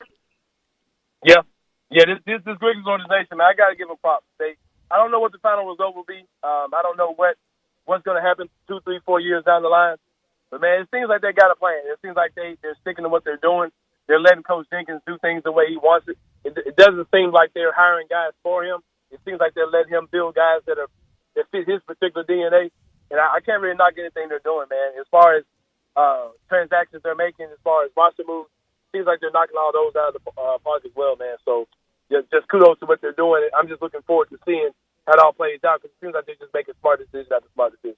Last thing for Anthony Saying, you listen to him in the mornings with Peter from 7 to 10. You read him in Sports Illustrated. Anthony, where Taylor Jenkins came from, the Milwaukee organization. They have offered Giannis a super max deal, which will be somewhere between $220 and $250 million for 5 years. And they said they will go into the luxury tax to make sure he's got help so he gets a championship. Will he sign that deal, or will he wait and become a free agent? I don't think he's going to sign it because I think that Giannis and his agent realized that there's something that they said in that meeting today that I don't think people understand how dumb it is what they said. Like they said that they're willing to go into the luxury tax. You know what the luxury tax basically means? That that's something that you can do to pay guys that are already on your roster. You can go over the cap to the point where you can pay guys that are already on your roster. They let Brogdon go last year, who's a guy who was on their roster that was good. And they can't go out and get any new guys. Like, they're over the salary cap. All they can do is they'll have the mid-level exception this summer. Like, there's really nothing much the Bucks can do as far as adding a guy. They can't go out and pay any real money to anybody. So the whole thing about going over the luxury tax, they're a year too late for that. They're all season behind. And that's the mentality they should have had last year when they let Brogdon go for nothing, basically, instead of keeping him in the fold, because that guy was good for them. That's the kind of guy they need on that team. And their backcourt with Matthews and Bledsoe is just not going to be good enough. And I think that they're starting to realize that there's a difference between guys who can show up in the regular season and guys who just lay the egg in the playoffs, like the George Hills of the world, and Bledsoe and Matthews, those type of guys. Like I said, it sounds good to say, yeah, we'll go into the tax, but they can only go into the tax to keep their own guys they got on the roster already anyway. Like there's nothing about, they can go get a guy for the mid-level exception, period. That's really all they can do. True. And, that would be this year, but right. They sign him for 5 years. It's 2-3 years from now they could go into that luxury tax on new players, correct? Well, it depends on where they can get back under the cap or not. I mean, once you're over the cap, you can't do anything but sign guys to the mid-level exception. You can't go out and sign a max contract to anybody. You can't really give anybody any major money. The Bucks, I don't feel sorry for them, man. Like we talked about this last week. Like, I think the small market teams can compete. I think they can win at a high level, and I think they can keep their guys. But you got to make smart decisions, and you have to constantly pile them on top of each other. And I think the Bucks just went through a series of constantly making compiling bad decisions on top of each other. And I think that you're seeing the results of that on the court now. Anthony, we thank you as always. We'll be listening tomorrow morning with you and Peter. Thank you so much. Oh, yeah, man. Oh, thanks, guys. That is Anthony Sane. He's brought to you in part by the Eflin Insurance Group. You want a great value. You don't want to sacrifice any kind of service. And the guy for that, well, it's not just a guy. It's the Eflin Insurance team, the entire team. Matt and those guys, those professionals, they have access to 10 leading companies to find the right home and auto program that'll fit your needs and your budget. And if you were to need commercial insurance, well, he's really equal to the task there. And that's the great thing. Most companies, they're either business or they're personal. Matt and his group, they do it all. They have virtually unlimited access to programs that will protect small to mid-sized businesses. And let's not forget life insurance. Eflin's got you covered perfectly there, too, with quotes from 15 well-respected companies. You never wonder if you've gotten a good deal. You always get protected the right way by the Eflin Insurance Group. Call Grant and Andrew or Heath. They're ready to give you a quote today at 901-386-4777. That's GRR, 901-386-4777. That's the number to the Eflin Insurance Group, proud supporters of the University of Memphis Tigers. Dave, I'm looking back at our NBA predictions. Yes, I have those. You liked Denver a lot in the preseason. I did. I had Denver going, I think, to the NBA Finals, didn't I? I don't know. I don't have it that far out in front of me. I just had the kind of the highlighted teams, and they're going to be a heavy underdog tomorrow night, 7.5 to the Clippers. All the pressure on the Clippers. Yeah, I think the Clippers will win for one reason. Kawhi Leonard. I know Anthony was just saying that he may not be a leader. Well, he was the leader last year when they had to have him in the clutch. You can say anything you want to about Kyle Lowry, or you can talk about Siakam, or you can talk about Marc Gasol. The guy that won that championship for Toronto last year was Kawhi Leonard. He was on teams. He wasn't the leader, but he was the man that they turned to when they really needed to have a stop or they needed to make a bucket, and that was Kawhi, even back with the Spurs. So I am convinced when the chips are really on the line, he's going to come through for the Clippers. on that's tomorrow, I guess. Tomorrow night, and I don't know if it was intentional, but whether it was or wasn't, I like it for being the consumer with the doubleheader Monday Night Football tonight, and then the doubleheader tomorrow night in the bubble of the NBA. That's a lot better than trying to keep up with all of it, because it has hit us like a hurricane. All the sports restarting, but no complaints. Miami and Boston tomorrow. That will be at 5:40, right when we're getting off the air. That'll be the first game. It'll be 8:00 for the Game 7. I will tell you, when are we making picks on Miami and Boston? Tomorrow. I need that time because I really cannot figure out who's going to win that series. Okay, you got it. I think that is one. That is going to If be the Clippers win tomorrow night, Carl Morris will have gone 12-0 on NBA picks. Wow. That is astounding. That is astounding. We're going to have him on. If they do, we've got to have him on for a couple of minutes as a guest to talk about how he went 12-0. Well, we got to get his pick in the Boston-Miami series tomorrow as well. I'll get that, but he's had them all correct, every single one of them. He is on fire. All right, I know we have to pause here. When we come back, this is interesting. You say it's the official way we start the NFL. Okay. I will do my rendition of the greatest fight song in the history of all sports. That is Bear Down, Chicago Bears. Better than the Michigan fight song on Wisconsin. It's the greatest. Do you say in all of sports or just football? I said in all of sports. Better than Go Cubs Go? Well, that's neck and neck. That is neck. You got him. He got out there too far. Had to reel it back in. Just step off that ledge, Dave. I went just a tad too far. Just a little outside. We got to take the break. Back in a minute. It's R&R on sports. The word is out about R&R on sports, where you've heard interviews from Ken Griffith Jr., Dr. J, Hank Aaron, and many, many more. R&R on sports, Saturday mornings, 10 a.m., Sports 56, 87.7, and 96.1. Don't miss us. You have to be up in 5 hours, 2 hours, 6 minutes. And when you hear, you realize that you haven't slept a wink. That's why there's ZzzQuil Pure Z's, a drug-free blend of botanicals with an optimal dose of melatonin, so you can fall asleep naturally with no next-day grogginess. It's available in both liquid and gummies, tastes great, and is non-habit forming. Pick up ZzzQuil Pure Z's from the sleep experts at Vicks ZzzQuil. ZzzQuil Pure Z's, naturally superior sleep. Available at retailers near you. Looking for a great place to deposit your money? Try First Bank. Competitive CD rates, a money market that moves with Wall Street prime and interest-bearing checking account options. Not to mention their friendly bankers who make decisions locally. To find out more, stop by one of First Bank's 3 local branches. 6482 Poplar Avenue, just east of International Paper. 8398 Highway 64 across from Wolf Chase. And 6280 Highway 64 in Oakland. Or visit firstbankonline.com. Member FDIC. Napa know-how. Get all the quality parts you need at your locally owned Napa. Because right now, when you order from Napa online, you can pick up curbside at your local store in just 30 minutes. Or get your order delivered direct to your door with free one-day shipping on over 160,000 quality parts when you spend $35 or more. Quality parts delivered quickly and safely. That's Napa know-how. Napa know-how.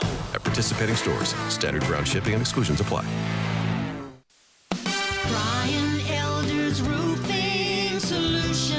Chris Price here for Brian Elder Roofing. The storms we've had over the past several months have been devastating to our communities. The rainy season is ahead.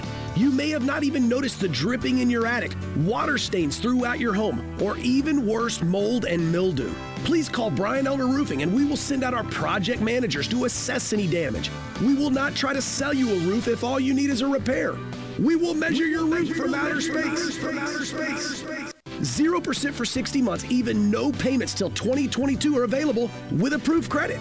If you've noticed missing shingles, water stains, leaks in your roof, Call us before you call your insurance company at 867-0303. That's 867-0303, and we will provide a free, thorough inspection of your roof's condition. Call 867-0303. Brian Elder's Roofing Solutions. Welcome back to Sports Time on Sports 56 with Wallo and Stats. This hour of Sports Time is brought to you by DeSoto Auto Sales. Here once again are Dave Woloshin and Brett Norsworthy. Welcome back in. This portion of the show is also brought to you by the Spirit Shop. You're out. I know you're out of spirits. You're going to need some after I sing this Bear Down Chicago Bears. I can promise you that. You may need vodka. You may need to bourbon. inoculate yourself. Exactly, because I am going to definitely offend here. Look, it's simple. It's so beautifully located. They've got everything you need. It's that little log cabin right at Poplar and St. Nick, 4848 Poplar, right down the street from Clark Tower. The Connor family's been running this thing since 1969. They take care of you. They find the bargains. They find the hard-to-find liquors for you or wines. They'll call wineries for you. And if it's legal for them to bring it in, they do it. They go the extra step. If it's accessories you need or beer, everything under that one roof, inside or curbside, you know the Spirit Shop will take care of you. All right, so I did a little checking today, a little background on Bear Down Chicago Bears, the greatest other than Go Cubs Go. They're tied for first. The greatest fight song ever. All right, so this was actually released in 1940.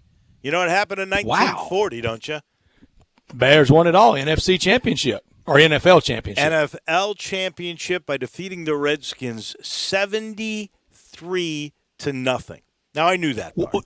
Dave, was that the year they had to play a game indoors at Chicago Stadium on a shortened field because it was so cold? No, I thought that was in the 30s. I want to say that was 36. May have been in the 30s. Yeah, okay.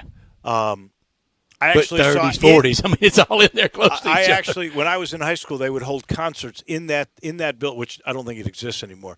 But I would go to concerts in that building where the Bears played a game in the I think it was the mid to late 30s. But this thing was written by a guy. His name is Al Hoffman, but he did it under the pseudonym of Jerry Downs, which Downs football stage like name, huh? Yeah. Now, this guy, he was never even in Chicago. He was born in Russia in 1902. He grew up in Seattle, moved to New York, where he became a composer. I never heard of this song. If I knew you were coming, I'd baked a cake. But this other song, you will know. Mersey Dotes. Remember Mersey Dotes? Mersey Dotes and never heard of it. Oh, come on.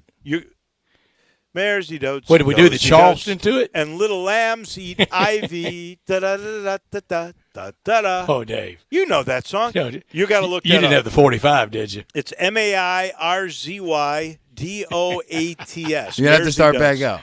Start back over and spell it. MAIRZYDOATS. Mersey Dotes. And dozy dotes. And little lambs eat ivy. Do we want to hear this before? Just a little bit, yeah. No. Yeah. You'll know this song, I promise you.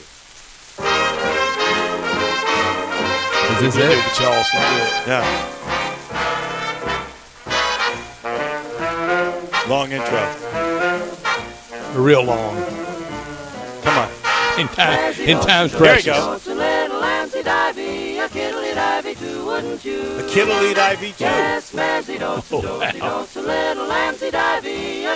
Please don't turn it, people. Please. We're getting ready to do some Bear Down Chicago. Okay. You've never heard that song before? Never. Oh, my gosh. Not a time. My goodness, that was a big hit. Big hit. I bet. He also wrote several songs from Disney's Cinderella. That's the background. With a stage name. Way to go. I like it. And then after the Bears' destruction of what was the Washington Redskins, now the Washington football team, he wrote this. And this is classic stuff here. Are we ready?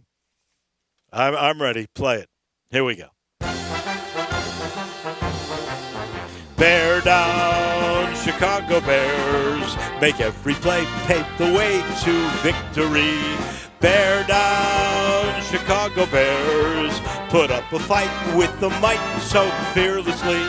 We'll never forget the way you thrilled the nation with your T formation. Bear down, Chicago Bears, and let them know why you're wearing the crown. You're the pride and joy of Illinois. Chicago Bears, bear down. Yeah! We need some touchdowns! Oh, yeah. Oh, Dave, that's great, baby. That's great. I swear, you got it. You got it. Oh, baby. I got that nothing. was great. I That got was nothing. better than last year. Much better. Much better. I gave you a little Much background better, on the song. You didn't like Mersey Dotes and Dozy Dotes and Little Lambsy Ivy. And see, I'm so glad I was so wrong on the lines because you wouldn't have had that fervor off a loss. Boy, I wouldn't have. I might not have been able to do it. I was so distraught. Speaking of red hot. Yeah. You got to make a pick tonight.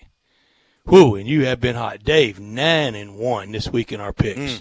12-4 on the year already. I think I'm already dormy.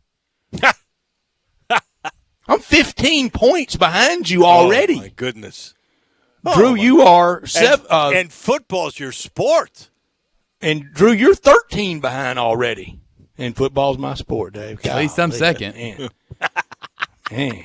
Thanks, Drew. Pittsburgh -3. Let me just say this. I'm glad Carl Morris isn't in this.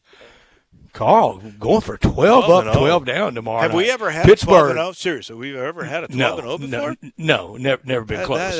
That is ridiculous. Pittsburgh 3.5 over the Giants tonight at the Meadowlands. Big road favorite. Yeah, big road favorite. Tough one for me. I've thought about this. I was thinking hard all day long about it.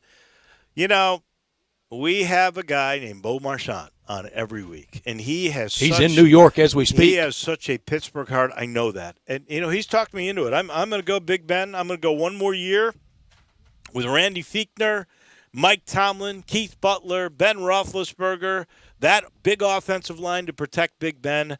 I'll give away those points. Give me the Steelers. I'm doing the same tonight. I'm big on the Steelers. I got the Steelers winning the Super Bowl, so of course I'm big on them this year. Drew? Show lock and give me Pittsburgh. Wow.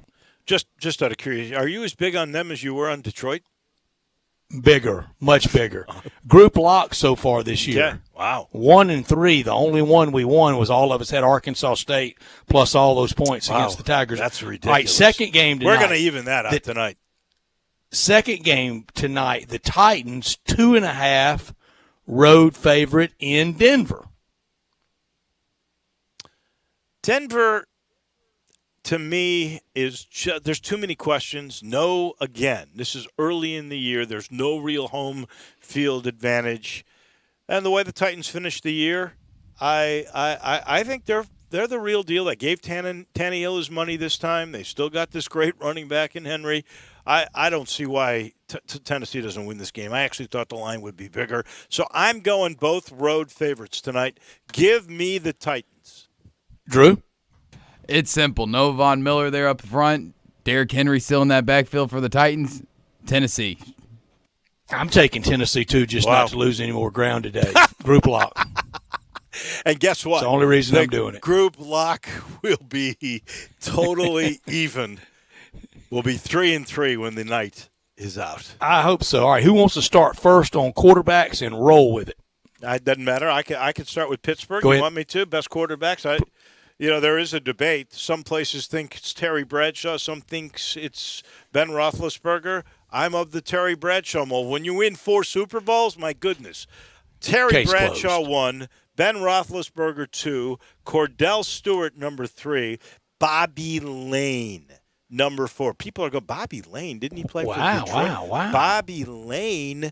You know why? Because Pittsburgh was a terrible, horrible, unknown entity in the NFL. They were like bottom feeders. Bobby Lane came in, changed the culture. That's why he's number 4.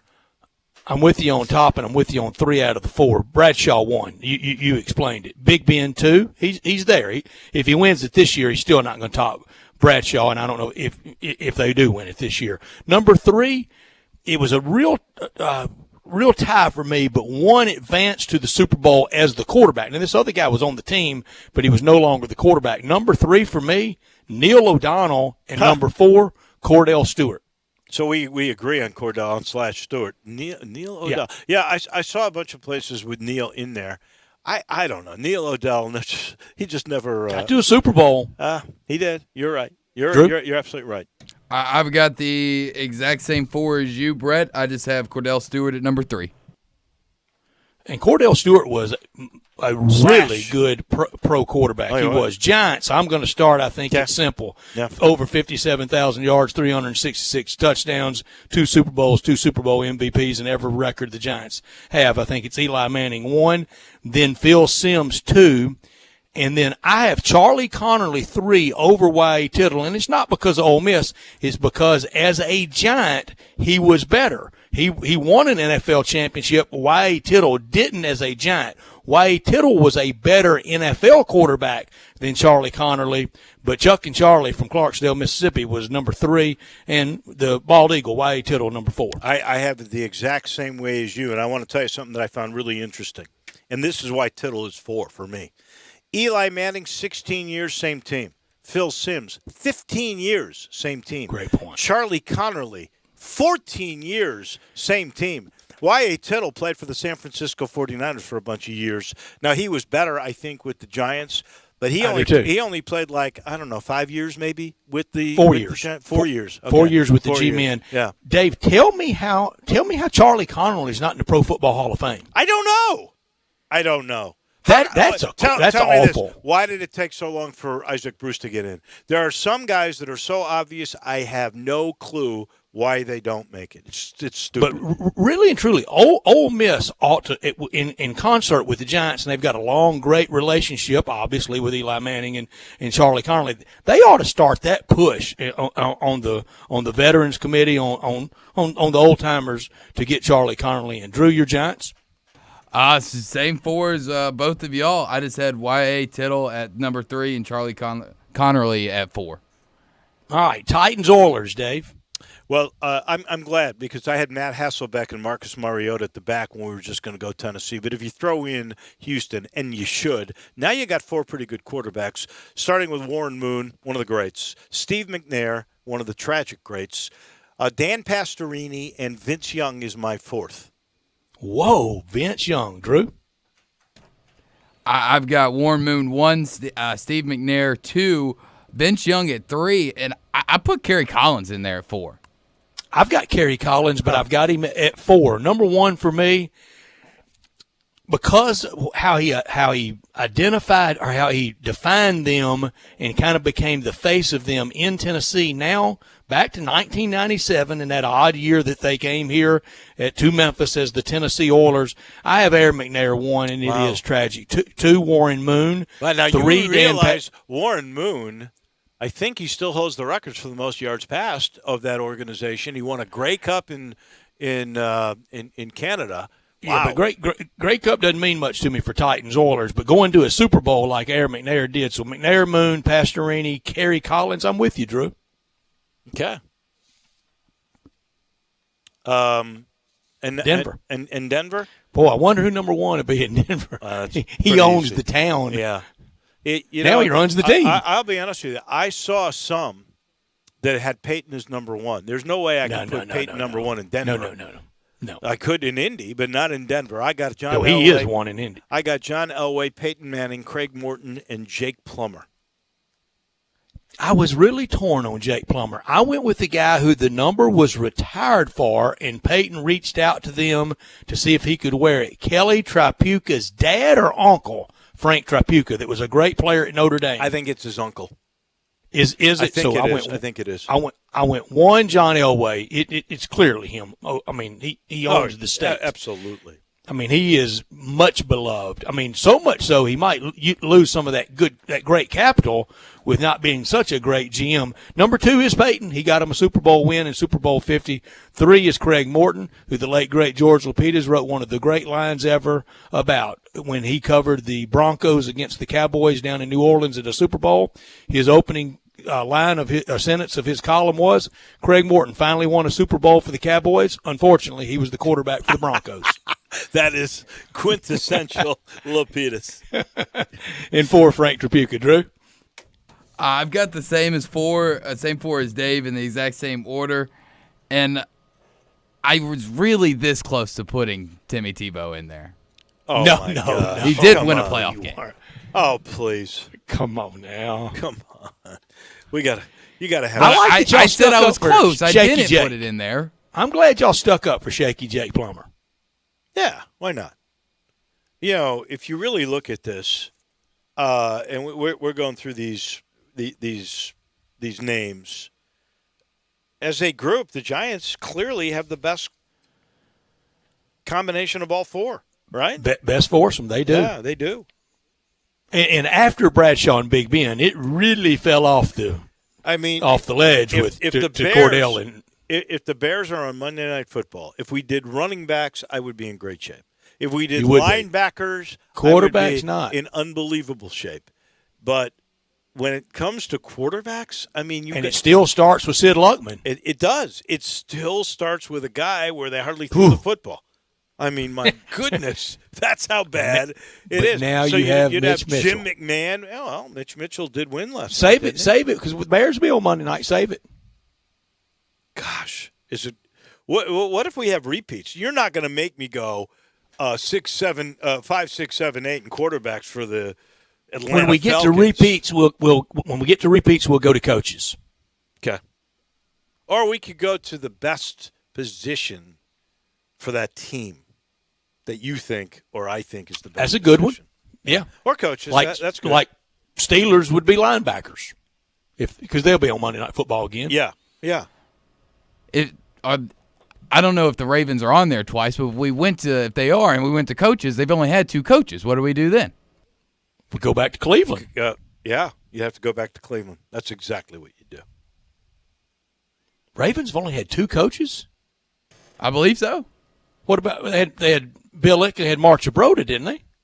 That's right. Sorry, I forgot about him. So Come 3. on, Drew. 3. You're the Ravens fan. Well, Ravens. I had to know my Ravens. Jump off my wagon, please. I got you. They are Johnny-come-latelys, at least in Baltimore. I still can't get over that the Baltimore Colts left to go to Indy and Cleveland left to go to Baltimore, and now look what you got. Look at the arc that the new Baltimore team got. Greatest thing ever happened to them. Of course, they did miss the Manning years in Baltimore. That is the newest thing that we are doing, which I really like, by the way. I love the overreactions and the winners of the weekend, and that's your best quarterbacks for Monday Night Football. This portion of the show brought to you by Homer Skelton Hyundai in Olive Branch. And I actually got a phone call from them today.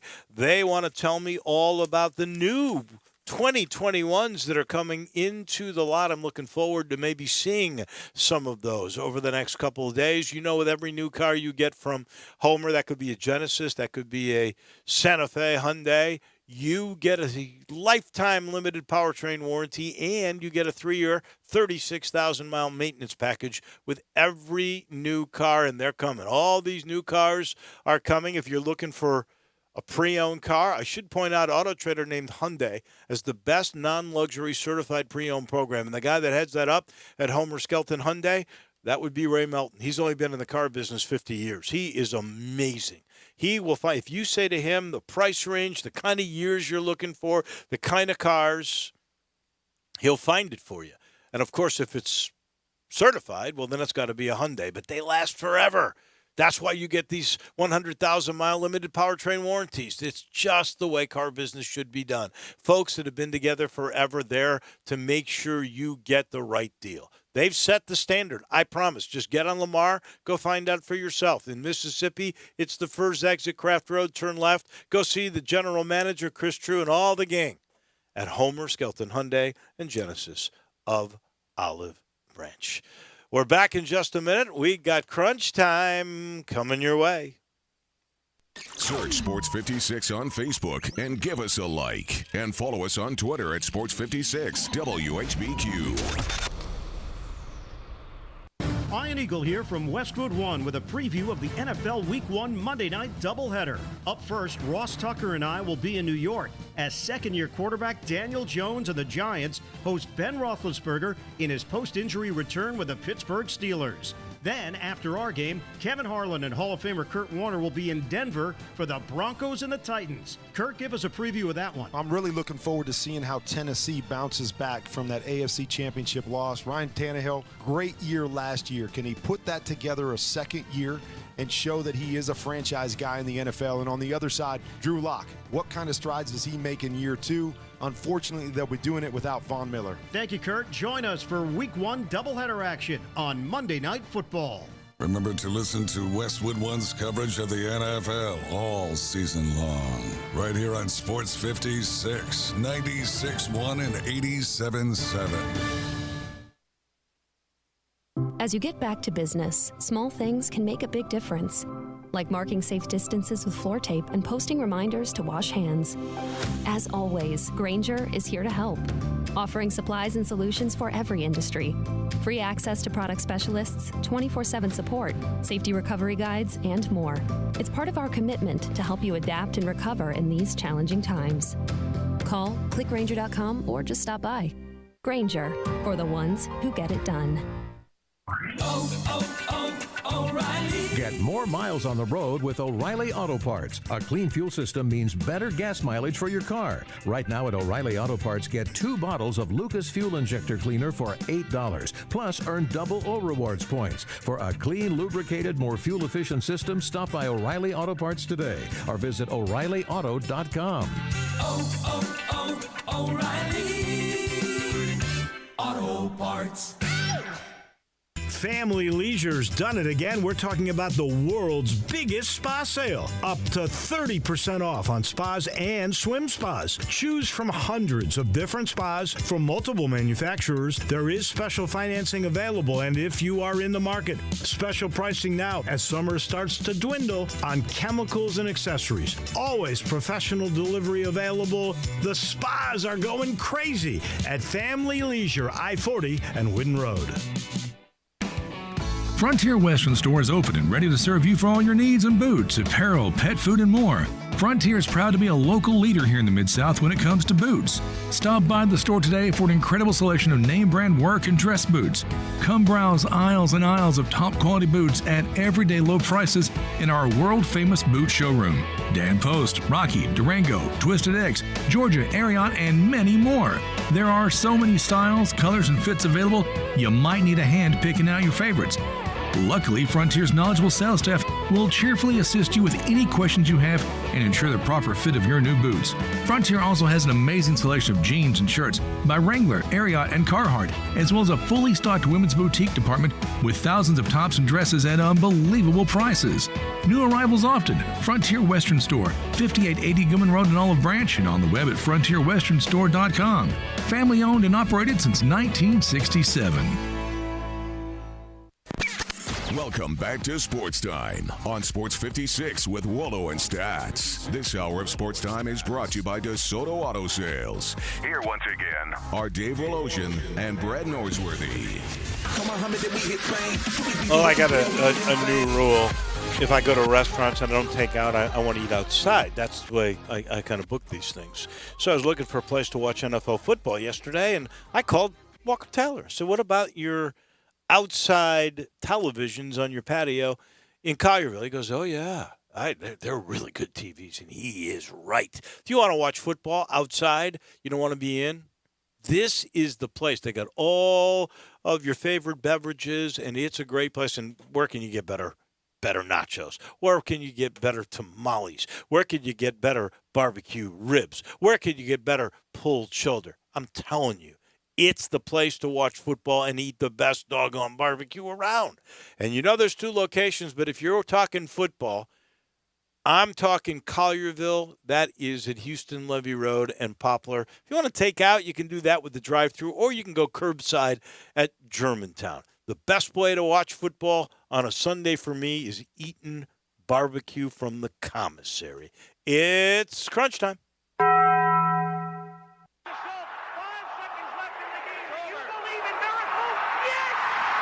crazy, folks! Go crazy! This is for all the biggest crunch time. You are looking live. In your life have you seen anything like that? Goodbye! Hello, Haskins. Boop! What's happening, big dog? How you doing? It's obviously crunch time. Hammer, nail, coffin, this baby is over. On 1, on 2, on 3. Hey! Time for Taco Bell Crunch Time. Taco Bell, home of the crispy tortilla chips, topped with a double portion of either seasoned beef or shredded chicken, plus refried beans, nacho cheese sauce, reduced fat sour cream, guacamole, and a 3-cheese blend. Nachos Bel Grande, heaping portion of chips, topped with ground beef, tomatoes, beans, nacho cheese sauce, and a dollop of sour cream. Taco Bell, home to great food you get on your way home real fast, and they bring you crunch time every day. Learn with the return of play of the Big Ten. If they do, and I think they will, it came down to if Coastal Carolina and Austin Peay can play, the Big Ten can play. Dave, what'd you learn? I learned just moments ago, billionaire Steve Cohen reached an agreement today to take majority ownership of the Mets. The sale is subject to the approval of the owners. Once that hurdle is cleared, he assumes full control of the franchise. You got to get 23 of the 30 owners to say yes. That'll help that team. I learned this weekend that I could live without it, but it was different. First time in 22 years, neither Manning brother was playing in the NFL. Back to the season of 98 and Peyton's rookie year, and then all of his career and all of Eli's. I sure enjoyed their career and got to see it all and got to enjoy their dad's career. Got to see all of it, but it was different yesterday. May I give you one more thing that I learned today? Sure. I didn't realize this is the biggest number, I think, since I've been covering the Tigers since I got here. And that is 14 different Tigers are now in the NFL. From Anthony Miller to Antonio Gibson to Pollard to Henderson to Clay They're Brooks everywhere now. to Poe to Jannard Avery to Jake Elliott to Jordan Devey to Bobby McCain to Bryce Huff to Arthur Mollett to Gotti and to Patrick Taylor, who's hurt with Green Bay. 14 different Tigers. That's amazing. That is, and it's all that talent that they've been able to assemble. Keeping a close eye on a lot tonight, including on the Golf Channel, live from the U.S. Open at Wingfoot. Doubleheader of Monday Night Football. Chris Fowler and Kirk Herbstreit on the call in the game that's starting in just a few minutes. Steelers-Giants, night off in the NBA bubble. And the Dallas Stars, they can win. It puts them in the Stanley Cup Finals. Cardinals, Brewers in a doubleheader. There's a lot of doubleheaders. Yeah. And the Twins against the White Sox and the Dodgers against the Padres. White Sox, Dodgers, or Padres might be our Cubs. Our Twins might be your World Series winner. Cubs White Sox could be your series. Sure could be. And the White Sox are really a great surprise. We knew they'd be good. I didn't know they would be this good. That is for sure. Who's the better grouping tonight? Fowler, Herbstreit, or Steve Levy and I'm trying to remember. It's a threesome, right? The main team. Brian Greasy, and who is the third member of their team?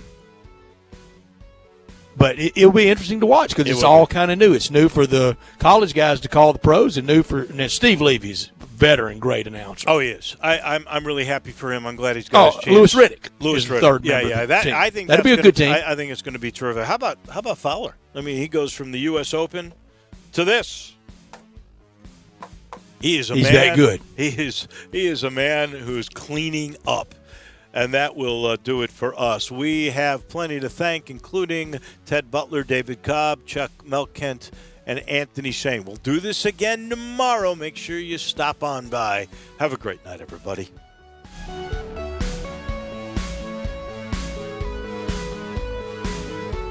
Disasters don't stop during a pandemic, and neither does